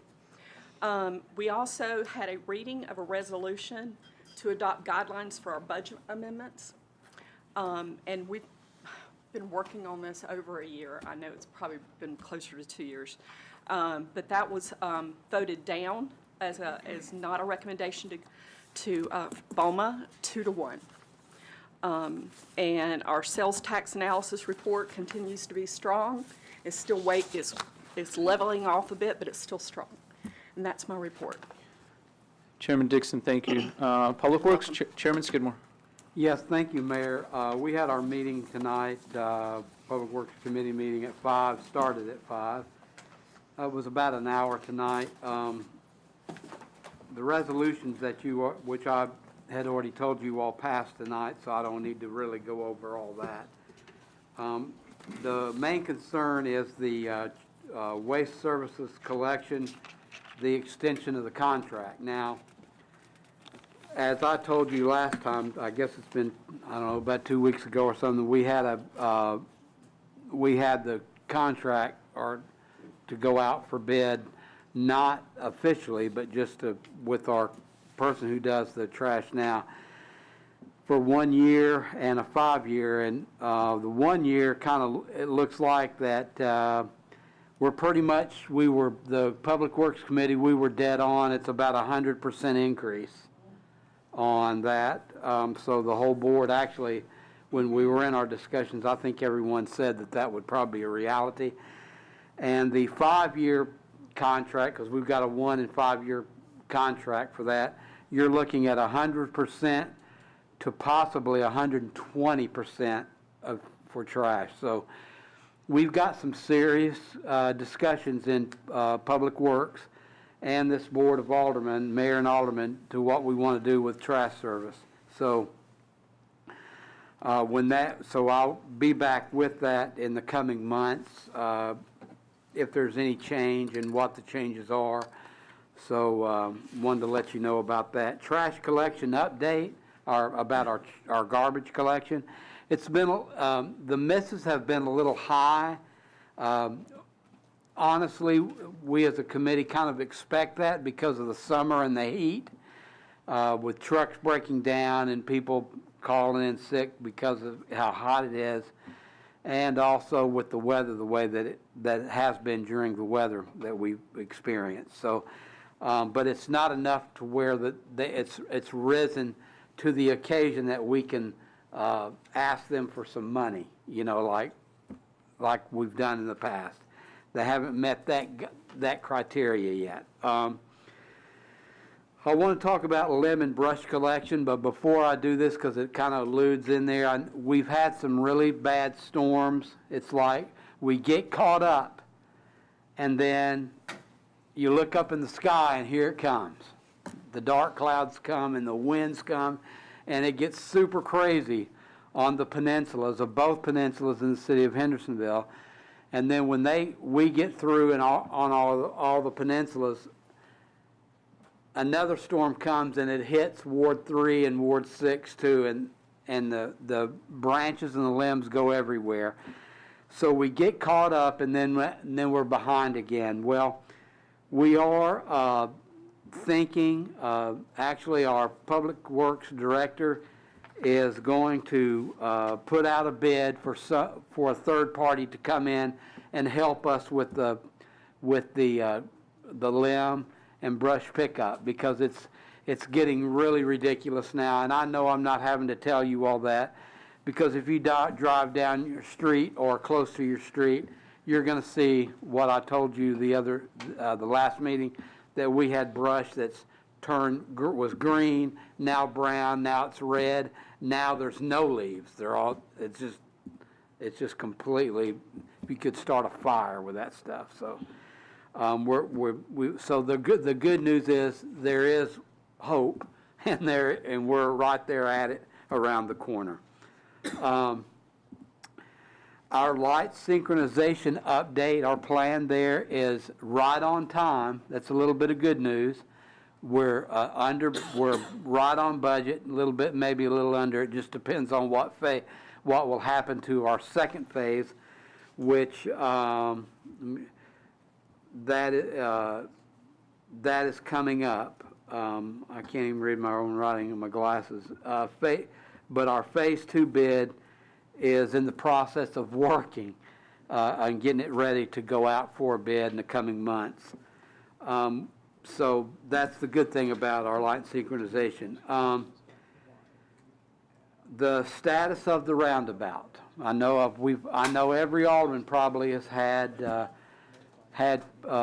people call them about the roundabout, and the one I'm talking about is the only one, well, the second one we've got in town, and that's the one by Sam's. And where does my mother like to go? The name, Pizza, Papa John's. There it is. She always loved Papa John's pizza. So that right there, they're still working on that. It's still on budget, but because of the storms that we've had, it's kind of pushed them back a little bit. So hopefully in the coming months, we won't have the storms and they'll be able to catch up. But I do want to tell you about that is not, that we've still got a little time on that, obviously, but it's still going to be a headache for the city of Hendersonville and the traffic. Let's see here. One other thing. We did the Greenway, the Saundersville Road Greenway. It's right on budget. That's another bit of good news, and it's right on time. So we had a couple of things that they kind of fell back on, that they're getting the process back, and that was the sidewalk issue, and that was because of the storms, because they were very severe. And then again, I guess that's about it. Let me look. Oh, this is very, very important. I guess Andy Gilly gave us a report on our pickleball, and that is working. And our next month is going to be out to bid for our pickleball courts, and we're going to bid them for 8 courts. And we're going to see what that brings us, and if we, although we have the money, and if that's scheduled for the pickleball courts, but if it's not enough, then we'll adjust it either from 8 to 4 or even 2, but I don't want him to talk to that, it would be 2, because I think it's probably going to be 4, but we'll see. Hopefully I'm wrong. We are, okay. Oh, and this is real important. Very, very important. See, Public Works, man, we just get so much stuff. Tomorrow, from 9 to 3, where the railroad tracks, and we've been talking about tonight about Exit 8, we're paving from the tracks, from the railroad tracks to Main Street, that little section there. So it's going to be closed from 9 a.m. in the morning till 3 p.m. in the afternoon. So be sure to, as you all do, be aware of that and avoid that area. Then our last most important thing that we've got going on is on August 8th at 7 p.m. we're going to be holding a meeting, sort of like a town hall, and correct me, Mayor, if I'm wrong on anything of that, but it's starting at 7 p.m. on August 8th.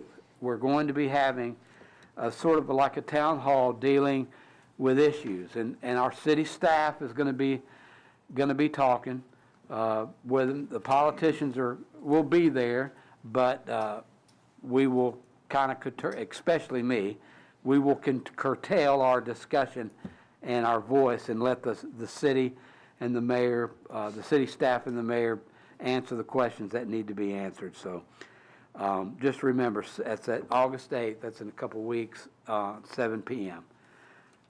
Mayor, I think that's it on the Public Works report. Thank you. Chairman Skidmore, thank you. Chairman Peterson, General Committee. Thank you, Mayor. And yes, pickleball is very popular. I believe we even had a tournament this weekend. So it's fun. If you don't play, you need to. It's a lot of fun. And also, I wanted to make a quick compliment to Public Works. Oh, thank you.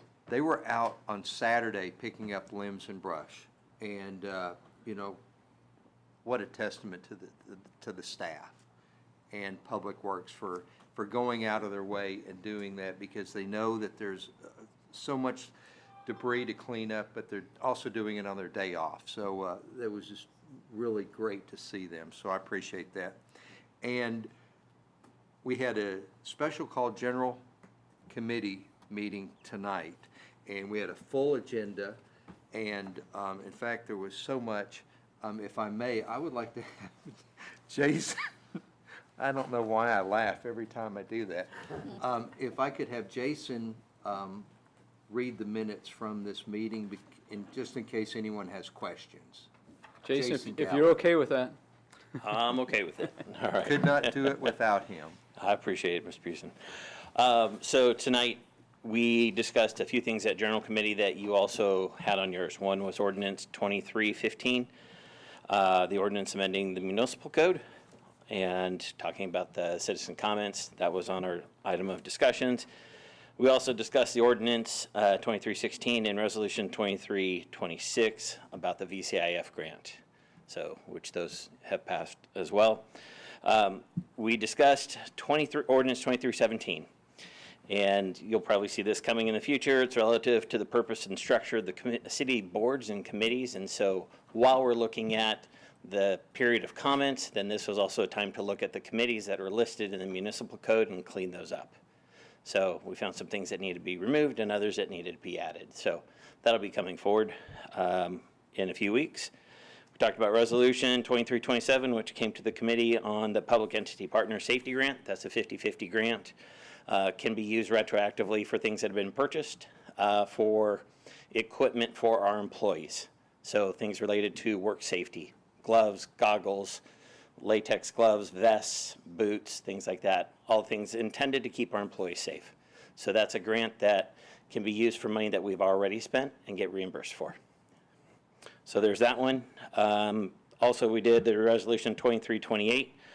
Which was a clerical error, so I appreciate you passing that one because that was just a typo, and I really appreciate that support there. The last one on the committee was Resolution 2329, resolution establishing a code of conduct for BOMA. And so this is in addition to the code of ethics that already exist. There were some recommendations on adding a 13th item. There were 12 items that went forward and adding a 13th one, as well as changing some of the wording. So that went back to Mayor Clary for some additional edits, and I think that will be coming forward to the next BOMA meeting. And that concludes the General Committee. Any questions? Thank you, Jason. Thank you, Chairman Peterson. Alderman Martin, Planning Commission. Thank you, Mayor.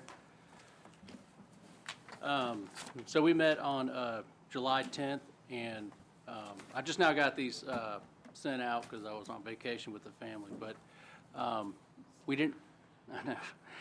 We had a public hearing, no speakers, and no public comment. On the consent agenda was the Southview Professional Plaza sign revision. That's the Windcrest sign someone was speaking about earlier. That was approved. I'm not familiar with the subsequent things that happened. On the development plans, the Triangle Phase 2, Lori Ashley's property at 569 New Shackle Island Road, that was up for discussion, but it was pulled immediately before, so we didn't discuss that one. One of the site plans that was presented for discussion was the Crane Wallace Warehouse site plan. That's over on Avondale Road. They had several simple requests, and it was an industrial building in an industrial area, so we granted all 4 of those. And then Floor and Decor, that's another project that was mentioned today. They came back and were asking about the parking count requirement. Originally they had reduced it to kind of fit what their model was for services and sales, and the Planning Commission took the stance that, hey, if you shut your doors in 10 years, it'll be difficult for us to have a business that can occupy that building and use that limited number of parking spaces. So we denied it last time, and this time they came back, and they got really close to the required number, so we went ahead and approved it. And then the Jackson Townhomes project, that's the one with the stairs. The developer showed up and kind of tried to articulate a solution, but he didn't have drawings and stuff, so we really didn't entertain it. We told him to come back with some drawings. And staff level projects, pending. Planning director comments. So just as a heads up, the Nearwater development, this is the building, it's 49 units out at the 386. It was approved kind of with the hopes that the developer would purchase the adjacent property to give access to the street that goes out to the light. It sounds like from the discussion that that's not going to happen, so we're going to have those 49 units. They're now going to exit and enter the property from in front of Waffle House. And I just wanted to bring that to y'all's attention with enough time that maybe we can put pressure on the developer to pay whatever it is that the adjacent property owner wants, because that's not going to be a very good situation for us. That's going to block traffic as we try to get on it to go to work. So just bringing that to y'all's attention. We did get an update on the Westlake rezoning progress. They're rezoning Old Town residential and Old Town commercial kind of as we talked about before, getting that first. It sounds like the city wants to include some other commercial or business accommodations on Main Street. So we'll wait to hear and see kind of what they're proposing there, and then I'll relay that back to you. And the area, the Midway Focus area, this is the area by Freehill Road, and I guess that 24-hour cash place. That area, they're talking about doing that as a planned unit development, and I think that's going to be a great solution. So that'll give the Planning Commission control to approve, what can go there and how much and stuff like that, and be able to enforce it. I think we've got some other PUDs that have had a lot of success. Another great item is they're going to take a second look at our code required parking. I think we had problems with assisted living, Lefty's development. that kind of said, hey, let's take a second look at what we're requiring and make sure it's right. So for assisted living, what are other jurisdictions doing? What do we need? For commercial shopping centers, are we making them provide enough? We making them provide too many? So we'll take a look at that and make sure it's kind of more modernized. And then there was a Stop 30 update. The Planning Commission, well, not the Planning Commission, but Keith Free and his folks did a workshop or a public presentation to kind of hear from the community. And the primary issue that the community seemed to have was whether or not a road would cut through that Creekwood neighborhood. And it sounds like they heard that, and they're going to look at developing it without that. So I think that'll be good news. But we'll keep an eye on it and kind of share any information that comes along. And that's it for me. Alderman Martin, thank you. Next, there's Alderman Sass. Do you have a question for? I do. For Alderman Martin? So just looking at your image here, it says the property deal with required site access. So was that a part of the original plan? They're going to be able to have access to the site? So there was a drawing that I saw. This all was approved, I guess, a couple of years ago.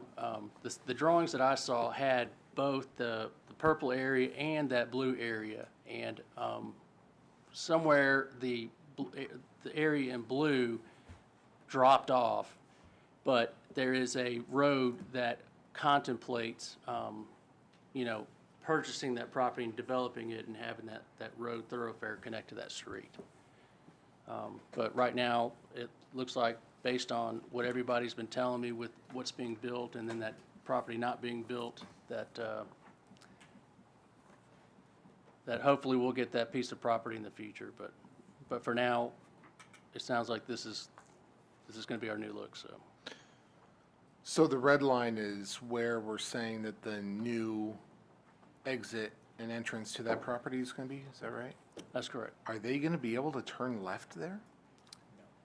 I don't think they can, right? I think there's actually a median in between the road that won't allow them to turn left. Is that right? Yeah, so we took a look at it. It stops right around that area. I'm hoping with, as whatever arrangement they've worked out with the Waffle House to exit their property, that they can do something to kind of clear that.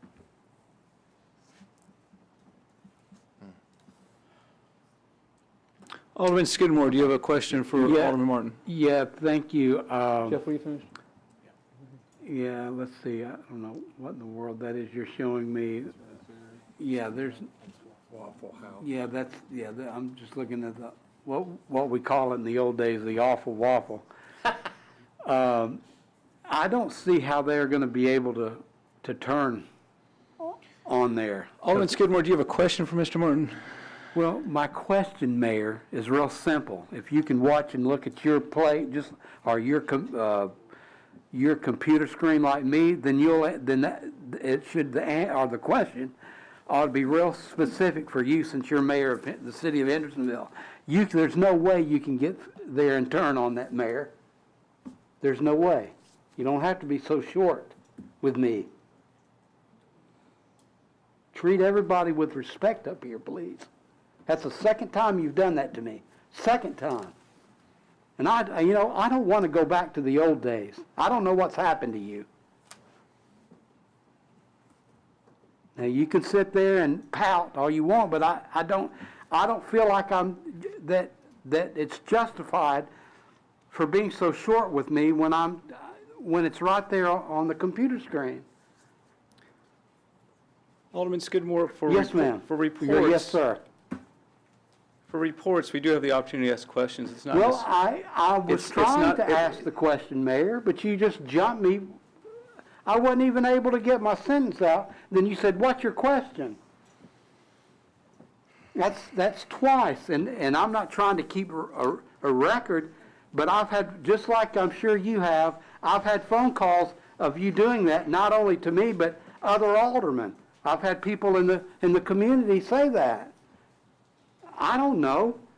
We're allowed to ask questions if you would just let us. You and I have for years have been getting along until the last 4 weeks, and I don't know what in the world's going on, but if we have to have a meeting and straighten it out, we'll do it. Alderman Skidmore, I think it's a good idea. Go ahead with your question. Anyway, Mr. Martin, and I think it is a good idea that we have one. What are they, have they done a traffic study there?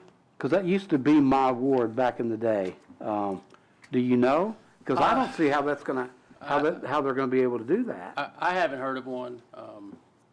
I've only found one video of when they were discussing it, and I included a link to it, but they're really talking about the developer swapping out what he had promised on quality materials and then proceeding with kind of a less quality look, but nothing about the site plan itself. Okay, all right, well, thank you. I guess I'll need to talk to planning about it, but it's not my district, but I'm still concerned about it because it's right across the street from Ward 1. Thank you. Thank you, Mayor. Alderman Skidmore, thank you. Alderman Martin, anything else on the Planning No. Commission? Thank you, appreciate that. Jesse? Thank you, Mayor Clary. As Alderman Skidmore alluded to, we will be paving by the CSX Railroad. I believe social media post has gone out on that, so there will be 2 days that's closed. Is that Thursday and Friday? Okay, tomorrow and Thursday that'll be closed. So just to try to avoid that area at those times. Wanted to give Public Works a big shout out and thank you. They have been working overtime. They will continue to work overtime. It's unfortunate we have storms back to back like that, but they will continue to work hard to get it cleaned up. This Friday, it's Touch a Truck. Is that right, Andy? Is this Friday? 10 to 1 o'clock at Drakes Creek Park. That's going to be a pretty neat event that's at Drakes Creek. I think the Oscar Mayer mobile will be there, the Frank mobile. So there will be some interesting vehicles there. Fire department will be there. Should be a good time. So 10 to 1, it's free, it's open to the public. That's Drakes Creek Park this Friday. The Saundersville roundabout, we heard mention a little bit that the rain has delayed them. So we are getting a revised schedule. We should have it tomorrow. So we'll probably have notice that goes out. That project is going to take a little bit longer. They were trying to do compaction when they got over 2 inches of rain at the site, so it's put them back a little bit of time. So we're going to coordinate with them. We'll put a press release out on an updated schedule. And then last but not least, I just wanted to congratulate Tamara. I think the board made an excellent decision tonight. There's actually 3 finance staff who are here who spent their evening just to show their support for Tamara. Aww. She